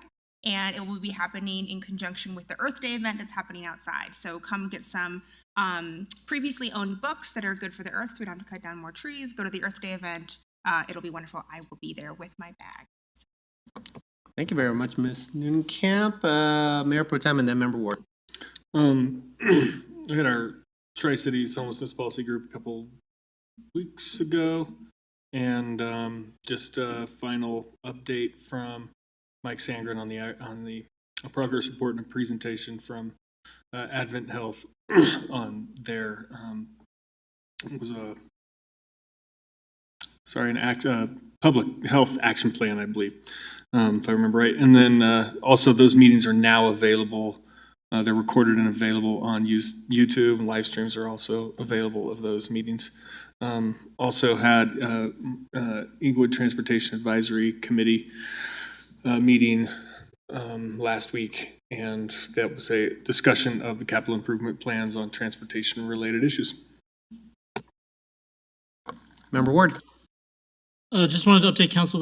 We had the first of the Good Neighbor Agreement meetings this afternoon at 4:00. I sat in and observed not a ton of substantive progress in this initial meeting. It was more just setting the early groundwork, reviewing an example of a Good Neighbor Agreement that had been done in the past, and then some agreement on some homework in the future. Next meeting should be within the next 7 to 10 days. Thank you. Councilmember Ward, Member Prang. Thank you. So Parks and Rec met on April 11th. Lots of great updates. We met at the Malley Center and had a review or overview of services and programs offered at the center. Was very educational for me, as I have not spent enough time in that facility. They recently held an expo affair for the aging that had a bunch of resource tables, including representation from the Social Security Administration, which was very important to attendees of that event in particular. We heard a little bit about the Volunteers of America lunch program, where donations are encouraged but not required. And they did let us know that there is a stipend received by the Volunteers of America each year to pay for someone to run this program. So they're looking to hire that position right now. We also talked about this coming Saturday, in addition to Earth Day events on the 25th, on the 27th, we'll have celebrations in the Civic Center. EPD will be doing a drug take-back. Libraries doing their used book sales, and they are still looking for volunteers. So if anyone has extra time available on Saturday, you can reach out to Miss Underhill, and she would gladly get you set up to volunteer for that day. That's all I have. Thank you. Thank you very much, Member Prang. Anyone else for reports from boards? All right, council members' choice. Anyone want to start off? Go ahead, Member Russell. Thank you. I have some concerns. In listening to the April 8th meeting on the way home, there were technical difficulties at the beginning, and I don't think that Ms. Prang said present. I think that somebody said she's online. And then never heard anything again, except for she was emailing or texting the mayor, and the questions were being asked by the mayor. My concern is you didn't even realize that she was there until probably 3/4 of the way through the meeting, which then means you did not have a quorum to have the meeting. And that is a little bit problematic to me. Thank you, Member Russell. It was a study session. You know what? It really doesn't matter if it's a study session. You need a quorum to have a discussion. Wasn't it a special meeting? No, I think, so I'm thinking back to the 8th. I believe we had, with Member Prang, was that 4 or was that 5 people in attendance? 5. So we had 4 in person. We had Member Prang online. So we did have the quorum. We did have Member Prang online, but we were able to see her face. She was moving her lips, but we weren't able to hear her, so. Yes, I apologize for those technical difficulties. But it's not your fault. Right. It is I not do your want fault. to clarify, I feel like my presence was recognized in the meeting It was, far yeah. before 3/4 of the way through. I think pretty much at the beginning of the meeting that most people knew I was present. And then, yes, just the challenges of trying to get my equipment working properly. I know I did some thumbs up and I did a few times text the mayor some thoughts, and I felt that he represented what I said accurately, but I also hear your concerns. Right. And that is the problem that I have with doing online, because when there's technical difficulties, it's not open and transparent. I was listening to the audio. Actually, I was watching some of it on my phone, but I do know this: when I've attended on Zoom, that sometimes on the Zoom meeting, you don't really even show the picture of the attendee that's on Zoom. So I just want to make sure that we are careful to make sure that we have a quorum. And I mean, I know that I agree. Somebody said, that you were online. But I just want to make sure that we call it when we have technical difficulties and it's not working. Because it would have been no big deal, really, had there been all 7 council members there. So I want to make sure about that. I do have some council requests, and I've spoken to a couple of people. Apparently, a couple Saturdays ago, there was a bodybuilding expo in City Hall. I'd like to know, did we provide security? I also would like to know how much eArts received from them. Apparently, they were out in the atrium, and they had booths set up and they were selling their wares. Does eArts have the authority to rent the atrium also? And apparently, the bodybuilding people had access to all areas over in the Museum of Outdoor Arts, and there was some tanning stuff sprayed on the walls. And I also think that this council probably ought to discuss at some point what types of things we want to happen in this building. Because that is a policy thing that city council needs to decide. And also, I think we also need to look at the occupancy level. Was the occupancy level violated? I can email or text you, city manager, a couple of pictures of how many people were actually in the atrium. But I also think that we need to look at the occupancy level really of Hampton Hall itself also. The other council requests I have, and these council requests really come from, I had a town hall meeting last Thursday evening, and I had a report of motorcycles and actually saw some videos of motorcycles going up Oxford Hill doing wheelies. And so I think we need to look in that. Also, I've had some complaints that gas tankers are driving through the neighborhoods in the area of Eastman and Broadway. I also would like to know what the vacancy rate in the apartments in Inglewood are. And then I had one other thing that was concerning to me at the, and maybe I read something wrong, but I don't think that I did. At the town hall meeting, we were talking about the cost to an individual for a water meter, and I said it's around $350, something like that. Someone called the water department today. The price to have a water meter installed is $1,192, and there is a 1-year wait. So did we get accurate information that it's only going to be around $350, or is the department that's doing the water meters, I don't know. So those are mostly council requests that I have. Thank you, Member Russell. Anything else? Actually, I do have one other thing, and I would like this put on the agenda for us to talk about.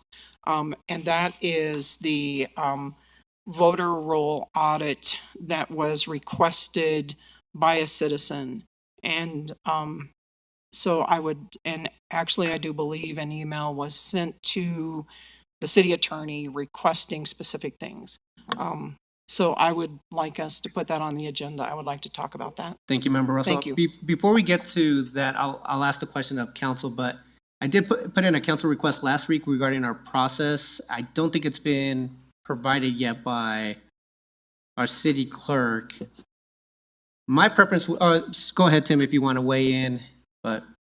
Yeah, thank you, Mayor. Just on the audit that Member Russell mentioned, so where we stand right now is that our city clerk is going to be reaching out to the elections division manager in the county clerk and recorder's office, just sharing concerns that have come to you, and trying to understand what the next steps would be and to request that. So the first step is the outreach that we're doing.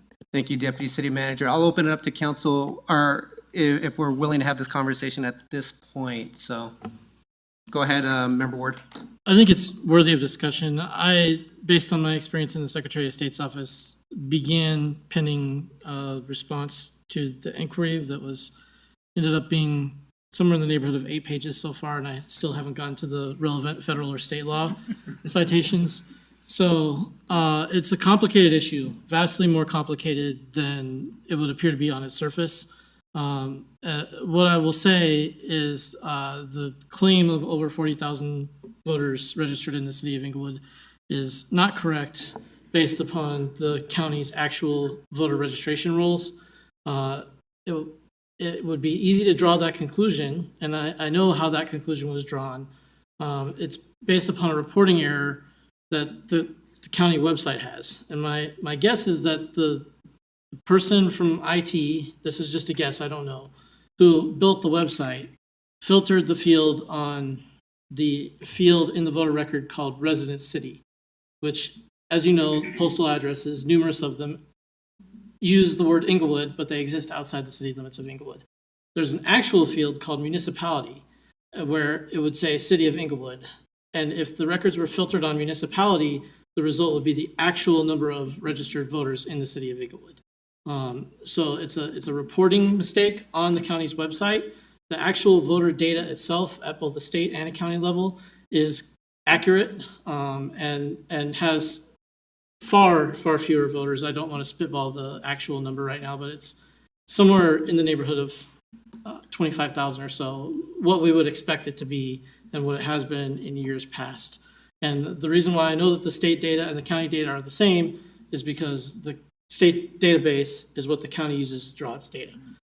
So I'm willing to have a further discussion, but all of this will be out in detail. I'll send it to the city attorney's office and the city manager's office before I send it out to the constituents that are requesting the information. But ultimately, I suspect that memo will end up getting distributed to council. And if you have trouble sleeping on a Monday night after a council session, you can go ahead and read it. Based upon my professional experience at the Secretary of State's office. Thank you, Member Ward. Mayor Pro Tem?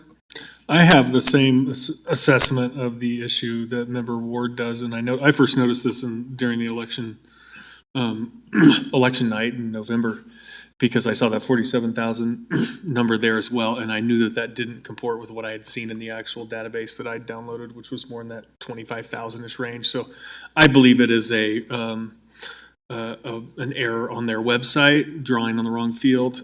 So I think that before we have any discussion, I want to get some clarity from the county and see if they can just fix that website that's reporting the data. And if that seems to satisfy the situation, then I don't know that it requires further discussion. I do think it is an embarrassing error. It looks bad on Inglewood, and if we can get that fixed and that takes care of it, that's great. If we continue to have issues and concerns, and I'm happy to, lend my support to elevating it after that. Thank you, Mayor Pro Tem. Member, did it again. Member Wright. Wait, geez, just put a little sign there for you. Yeah, something. I know. It's called me a couple names tonight. Wonder what he's thinking. My thought on this is that I definitely would like more discussion. I understand the zip code issue but within Inglewood proper, I do know that there's a resident listed at 118 years old.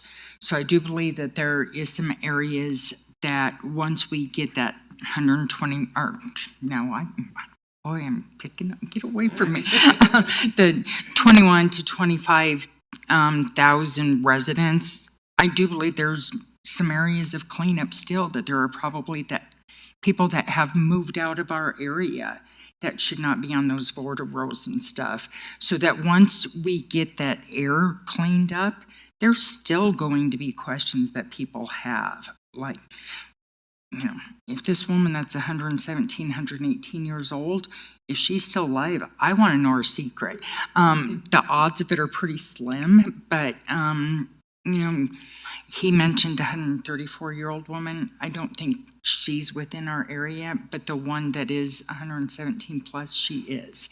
So I think that it is worth the discussion if we could work with Arapahoe County to get that air fixed. I always tell people Inglewood proper is what we need to look at, and I tell them the zip codes, although, that's some of those are Sheridan and Denver area and my area, but it drills it down quite a bit. So I do think we need to have that discussion. We need to look at it, and we need to work with the Arapahoe County and possibly the state to get some of this cleaned up if there are people that shouldn't be on our rolls. Thank you, Member Wright. My stance on this is I'd like to wait for information from the city clerk, and since she is reaching out to the county at this point, I'd like to get a little bit more information before we have the discussion. Obviously, if it comes back with the information that we're hearing from constituents, then yes, we should have a discussion at that point. But at this time, I'd like to just wait on the council request from city clerk. We're still, Tina, you're gonna have to break the tie, so. Okay, sorry. You have to break the tie. So I think I would like to wait as well. Let's get corrected what needs to be corrected. And then I think I'm not adverse to having the conversation. I just would like maybe a refinement of what we're trying to answer. So are there outstanding specific questions that we want to answer with that discussion? So I think at this point, so we'll wait on the information from the city clerk, but if there is any delay with that, I would want to know, because I do want to put a little bit of pressure on this issue just to bring some peace of mind to the citizens. So exactly, we're not that far away. I'll weigh in real quick. I'm going to steal your thunder, City Manager. I'm sure that you had this on part of your agenda, but I just want to congratulate and recognize our Deputy City Manager, Tim Dodd, for winning Assistant City Manager of the Year from CCMA. Congratulations, Tim, for being recognized for everything that we know you for over the past several years. So that's a huge honor for you, and congratulations. Anyone else for council member's choice? If not, I'll let you speak. Thank you, Mayor. It's a little late. I'll try to be brief. Member Russell, can I just ask a couple of follow-ups that I should have asked when you were asking? But the reports on motorcycles, are you asking if the wheelies are a violation of municipal code, or just what EPD is doing for unsafe driving? Probably what EPD is doing for unsafe driving or monitoring, because I think that it probably is illegal for them to go up the hill on one wheel. They don't have their vehicle under control.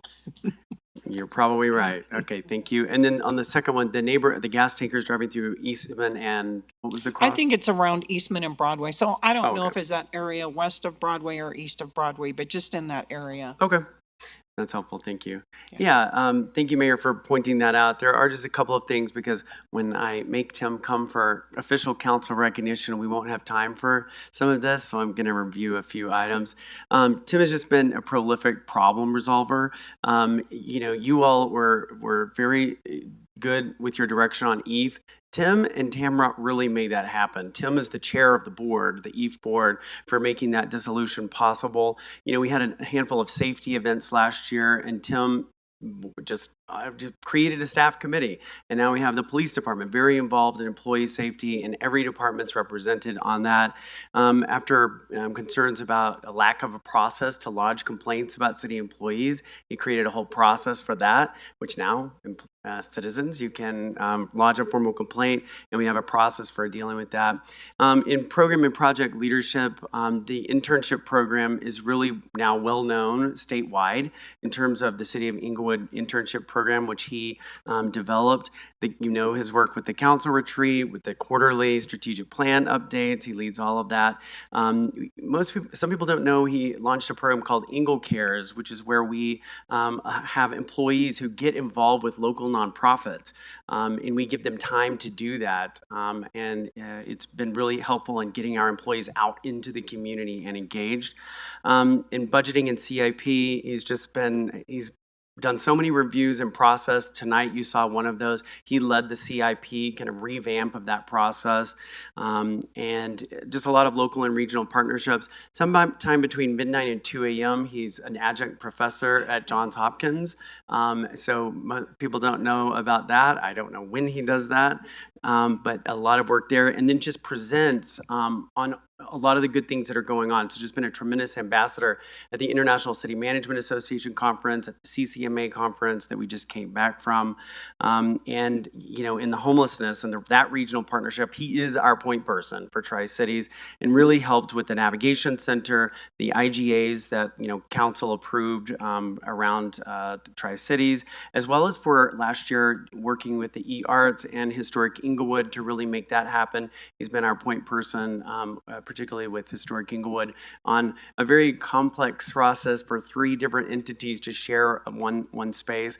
And remember, Russell brought out some of those challenges tonight, but just does a great job in so many different areas. I won't even mention all the staffing improvements that he's made, but just really appreciate the amazing job that he does for the City of Inglewood and all of our residents. And that's all I have, Mayor. Thank you very much, City Manager, and congratulations again, Tim. And with that, everyone, we are off next Monday. Everybody enjoy next Monday off. We'll see you in 2 weeks. Have a good evening.